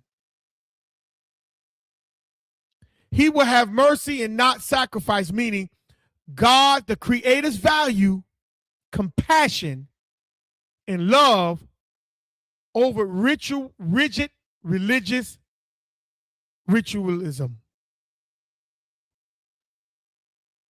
See, it ain't all about what you doing as a culture. It's about love and compassion. Overlooking what we did wrong. Don't hold us to what your culture stands for. You see? And that's why most of you, that's why many of you who go to church, y'all have this forgiveness syndrome, this compassion syndrome. Even though these people be sitting there mocking you in your face, you have this compassion syndrome. Because the church got you believing that the Creator's about compassion. He's about love. Love is an action. It's a verb. Trump was showing Iran love from his culture by saying we're gonna be the ones that pick the next leader of Iran. That's his love. You see? You can't have uranium. You can't have nuclear bombs. That's Trump's love, according to his culture.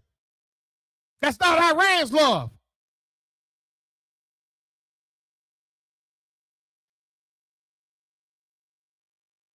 See, they got you in their love, in their culture. And I know a lot of you don't like it.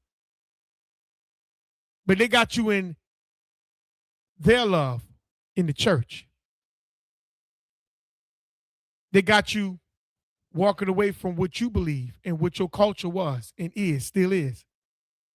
JC was teaching that the true devotion is shown through merciful actions, correcting the Pharisees for prioritizing ceremonial legalism over the well-being of innocent people. So what is he saying?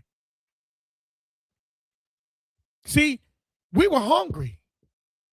You gonna condemn me for eating? Walking through the garden, eating?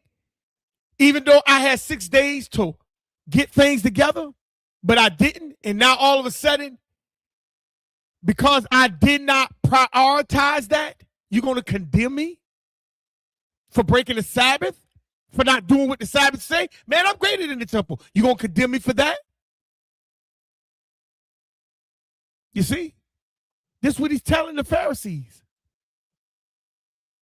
Even though I didn't prioritize the 6 days, you going to condemn me for that? David didn't do it, even though David was running for his life.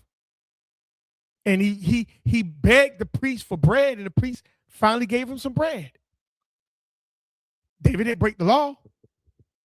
David asked for that bread. The priests were obligated to do what they did. JC wasn't. But he's comparing himself as if he were on the same line. That's why he said, well, David went in the temple and ate the bread. He didn't tell you that the priest gave it to him. Well, the priest was doing all kind of stuff. Excuse me, and were blameless. He didn't tell you. No, they was not. And now he's telling you he greater than the temple. The Creator told you to build for him. So I want you to pay attention to this guy. I want you to pay attention to this guy. He's trying to prioritize what he feels is greater on the Sabbath than do what the Sabbath asks.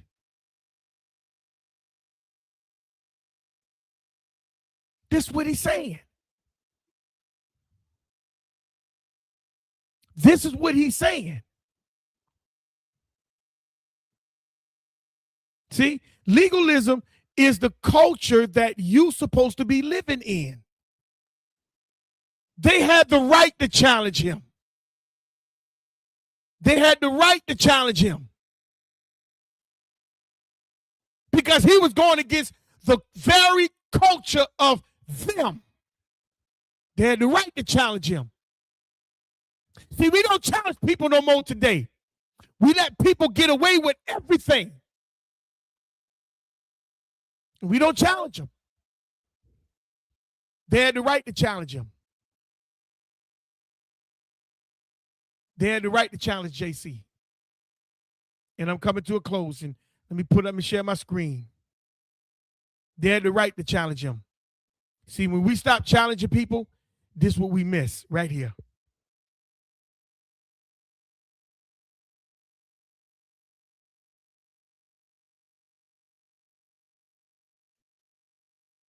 This is what we miss right here.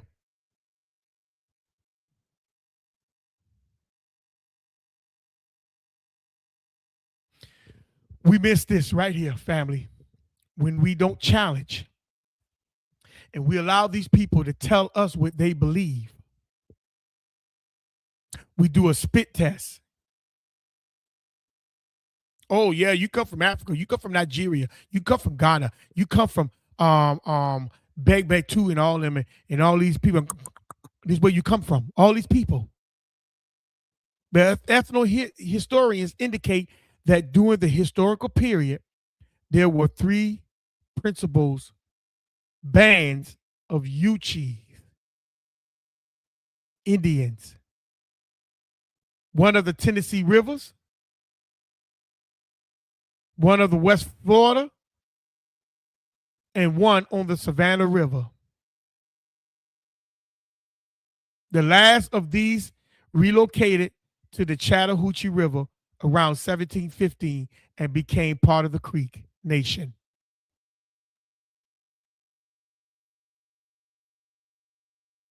But you don't even call yourself that no more. In the North Carolina, Tennessee valleys, all the way down to Florida. You don't call yourself that no more. You allow these people to label you to what they want you to know and to be. Let me share my screen a couple more times and we closing out. See? We allow these people to tell us what it is.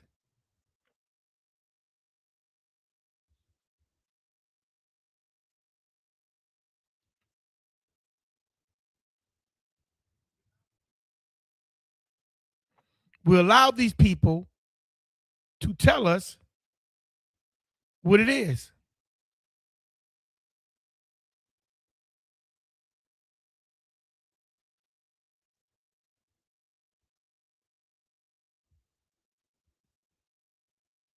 Give me 1 second. Let me find it.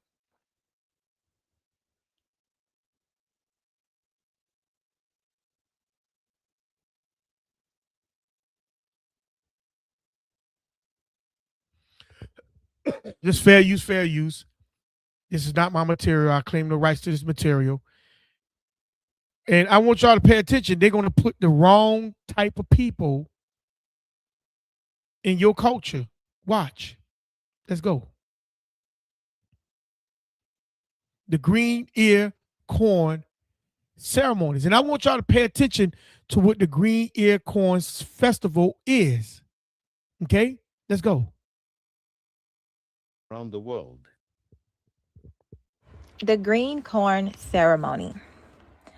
The green corn ceremony, or busk, is an annual ceremony practiced among various Native American peoples associated with the beginning of the yearly corn harvest. Busk is a term given to the ceremony by white traders, the word being a corruption of the Creek word paskita or pasketu for a fast. These ceremonies have been documented ethnographically throughout the North American eastern woodlands and southeastern tribes. Historically, it involved a first fruits rite in which the community would sacrifice the first of the green corn to ensure the rest of the crop would be successful. These green corn festivals were practiced widely throughout southern North America by many tribes, evidenced in the Mississippian people and throughout the Mississippian ideological interaction sphere. Green corn festivals are still held today by many different southeastern woodland tribes. The green corn ceremony typically occurs in late June or July, determined locally by the developing of the corn crops. The ceremony is marked with dancing, feasting, and fasting and religious observations. Traditions. The green corn ceremony is a celebration of many types representing new beginnings. Also referred to as the Great Peace Ceremony, it is a celebration of thanksgiving to Haseket Haseket Vesmis, the breath maker, for the first fruits of the harvest, and a New Year festival as well. The busk is the celebration of the new year. In modern Real quick, family, she's talking about Pentecost or the first fruit. This is what she's talking about. The first fruit. This was it. This was the Yuchi Indians' tradition. From the Carolinas down to Florida, all the way up to the parts of bottom Virginia. This was their tradition. Let's keep cooking. tribal towns and stomp dance societies only the ceremonial fire.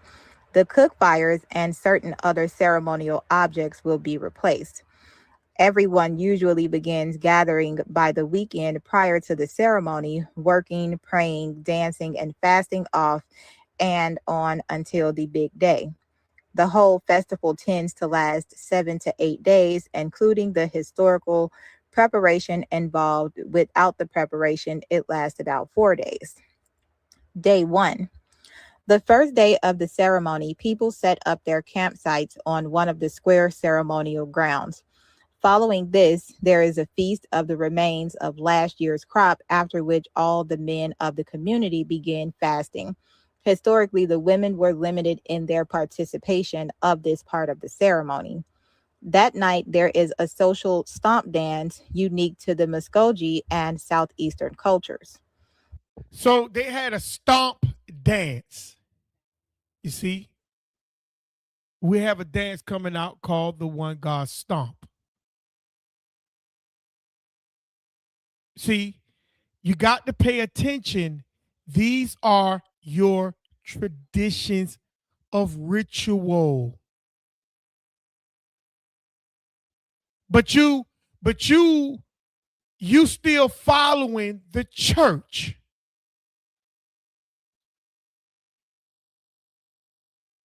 Y'all don't even know that these things in the Bible is what the Aboriginal Indians were living by.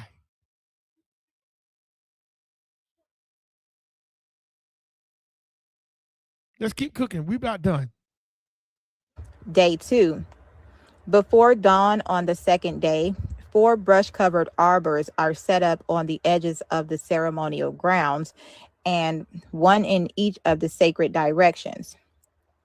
For the first dance of the day, the women of the community participate in a ribbon or ladies' dance, which involves fastening rattles and shells to their legs, perform a purifying dance with special ribbon-clad sticks to prepare the ceremonial ground for the renewal ceremony. The ceremonial fire is set in the middle of 4 logs laid crosswise so as to point to the 4 directions. The Miko or Meko, chief of ceremonial grounds or tribal town, takes out a little of each of the new crops, not just corn, but beans, squash, wild plants, and others, rubbed with bear oil, and it is offered together with some meat as first fruits and an atonement for all sins. So I told y'all the Yuchi Indians were part of the priesthood. But you ain't gonna believe that. So when you talk about do you understand and know your culture, I'll be quiet. Because there's a lot that I don't speak on.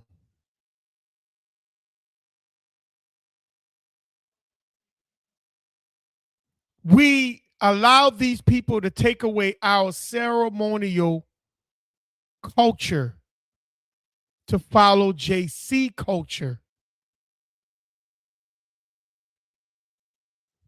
It's just that simple.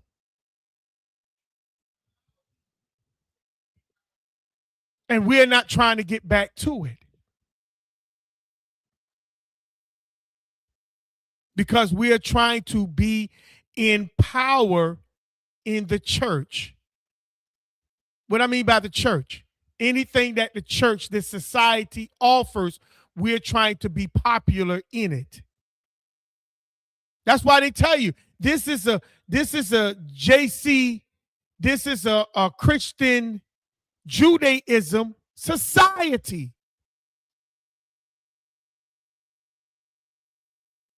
They tell you this ain't your society, and you're still trying to flow and be popular in it.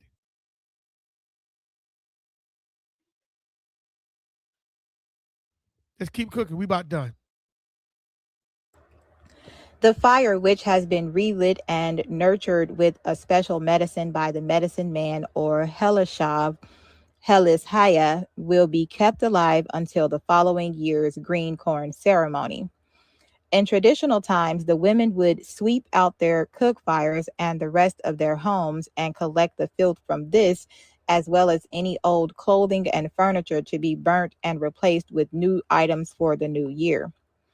The women then bring the coals of the fire into their homes to rekindle their home fires. They can then bake the new fruits of the year over this fire, also to be eaten with bear oil. Now, I remember a brother asked me that you still cook on the Sabbath. Yes, because that fire is supposed to have been symbolized.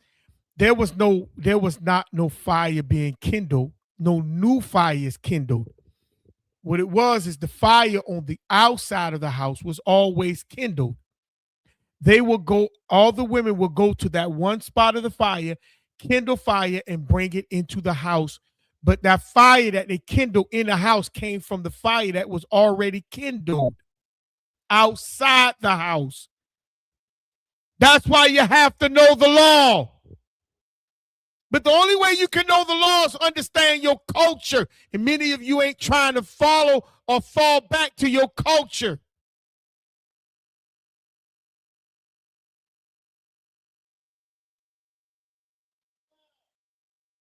Let's keep cooking.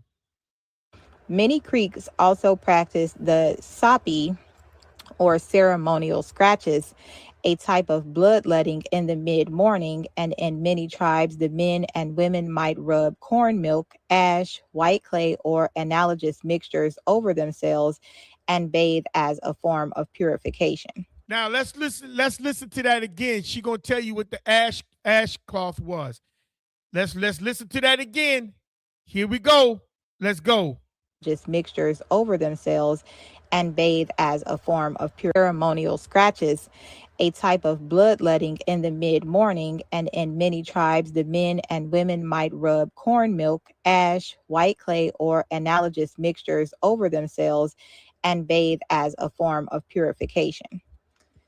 They also That's what was the ash cloth was. You got to go back to your culture to figure out, because they wrote in what they want you to know. But if you go back to your culture, you will realize what our people were doing. Let's keep cooking. Oh, I ain't meant to go back that far.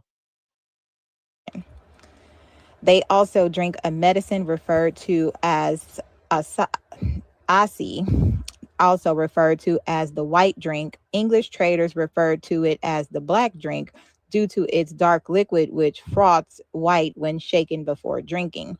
This white drink, known to strangers as Carolina tea, is a caffeine-laden mixture of 7 to 14 different herbs, the main ingredient being asi luputski, Creek for small leaves of yaupon holly.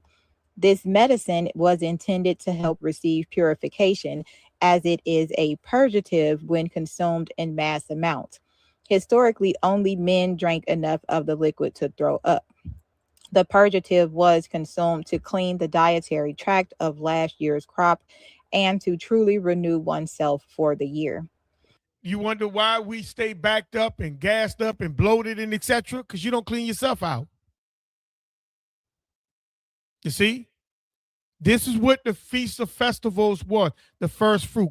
It was to get out, clean the body out, clean everything out to be able to start back and be renewed for the following year. See how that go? You clean your digestive tracts out in order to intake the new year's crops. Most of you don't even clean the body out. First fruit. You don't. This is what Passover is about. You're supposed to come out brand new. You don't come out brand new because you still got the old stuff in you. You see? Let's go. Let's keep cooking. We about done. Day 3. While the second day tends to focus on the woman's dance, the third is focused on the men's.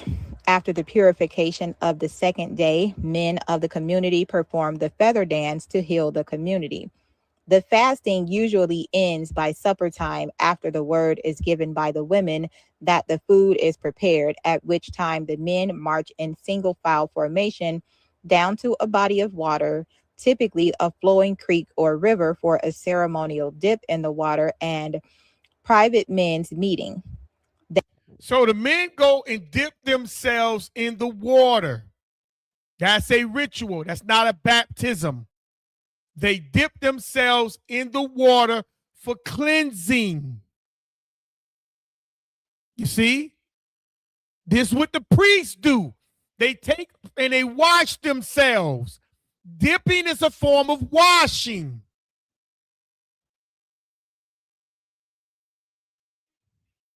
This ain't no baptism. Oh, you got to be baptized. Next week, I'm going to get into the baptism. Not this week. But let's keep cooking. We about done. They then return to the ceremonial square and notice one thing. The women gave the word. The men formed in a single line, a single line going down, dipping themselves. The females gave the word, not the men. Let's keep cooking. Perform a single stomp dance before retiring to their home camps for a feast. So the men, they do the stomp dance. Let's keep cooking. During this time, the participants in the medicine rites are not allowed to sleep as part of their fast. At midnight, a stomp dance ceremony is held, which includes feasting and continues on through the night. Day 4. The fourth day has friendship dances at dawn, games, and people later pack up and return home with their feelings of purification and forgiveness. Fasting from alcohol, sexual activity, and open water will continue for another 4 days. Symbolism. Pesquita, commonly referred to as the green corn ceremony or busk, is the central and most festive holiday of the traditional Muskogee people. It represents not only the renewal of the annual cycle, but of the spirit and traditions of the Muskogee.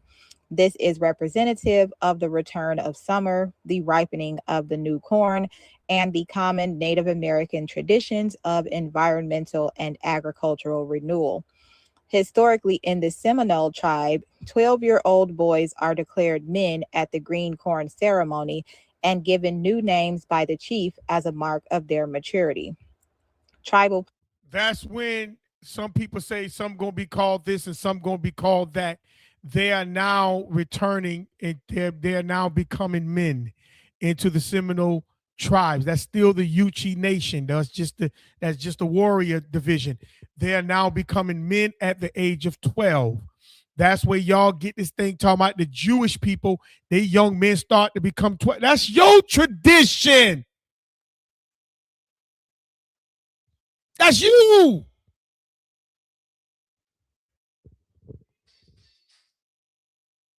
Participation.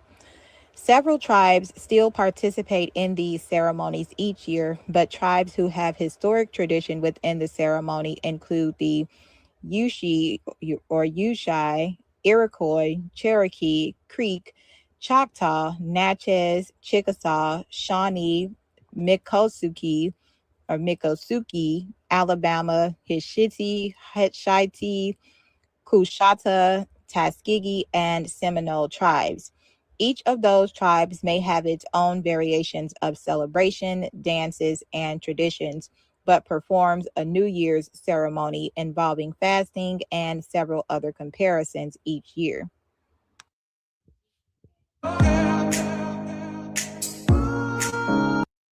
So, family, I'm gonna stop it right here.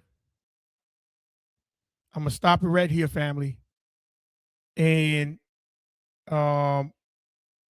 Brother Ross Pinckney said,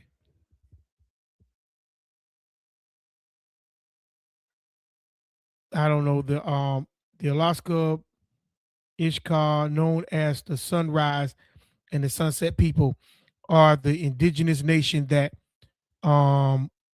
friend that thrived along the Gulf Coast of eastern Texas and western Louisiana. Okay, all praises, brother. All praise to knowing that. We thank the creator for that information. All praises. So until I'm about to kind of close it on out. We're gonna pick it back up on next week, family. I'm gonna get more into the indigenous culture. Family, to let you know that this thing is gonna get deep, because JC was going away from your culture and was telling you he's not a part of your culture. You see? So you got to know your culture, family, and you got to know it well. When you return back in repentance, you have to return back to culture. So if you ain't returning back to culture, family, you're not returning back as a repentant point. That means you have to do your due diligence to know exactly the culture that your people work still is today. You can't follow the church. You have to get away from the church. We're going to get into the gates of hell.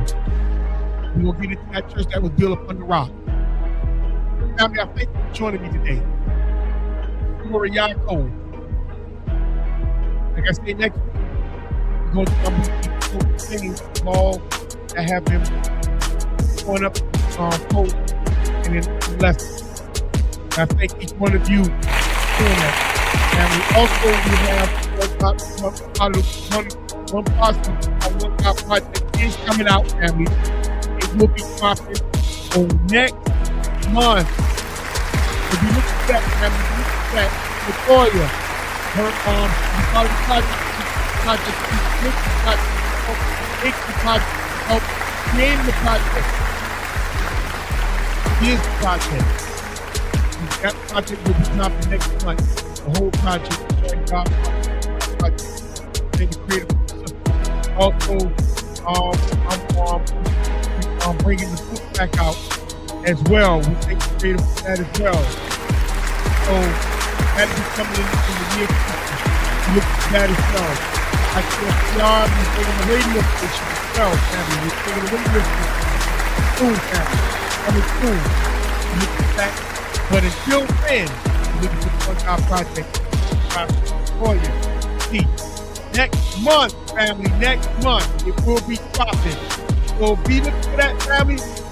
We thank the creator for you in the time with ITFPR. See, the hope for October. I hope you got something coming. May the rest of your day be peaceful, restful, and relaxing. I'm going to pick back up in your indigenous roots, which you left from, and continue to thrive in hell. Next week, the greatest will. Shalom.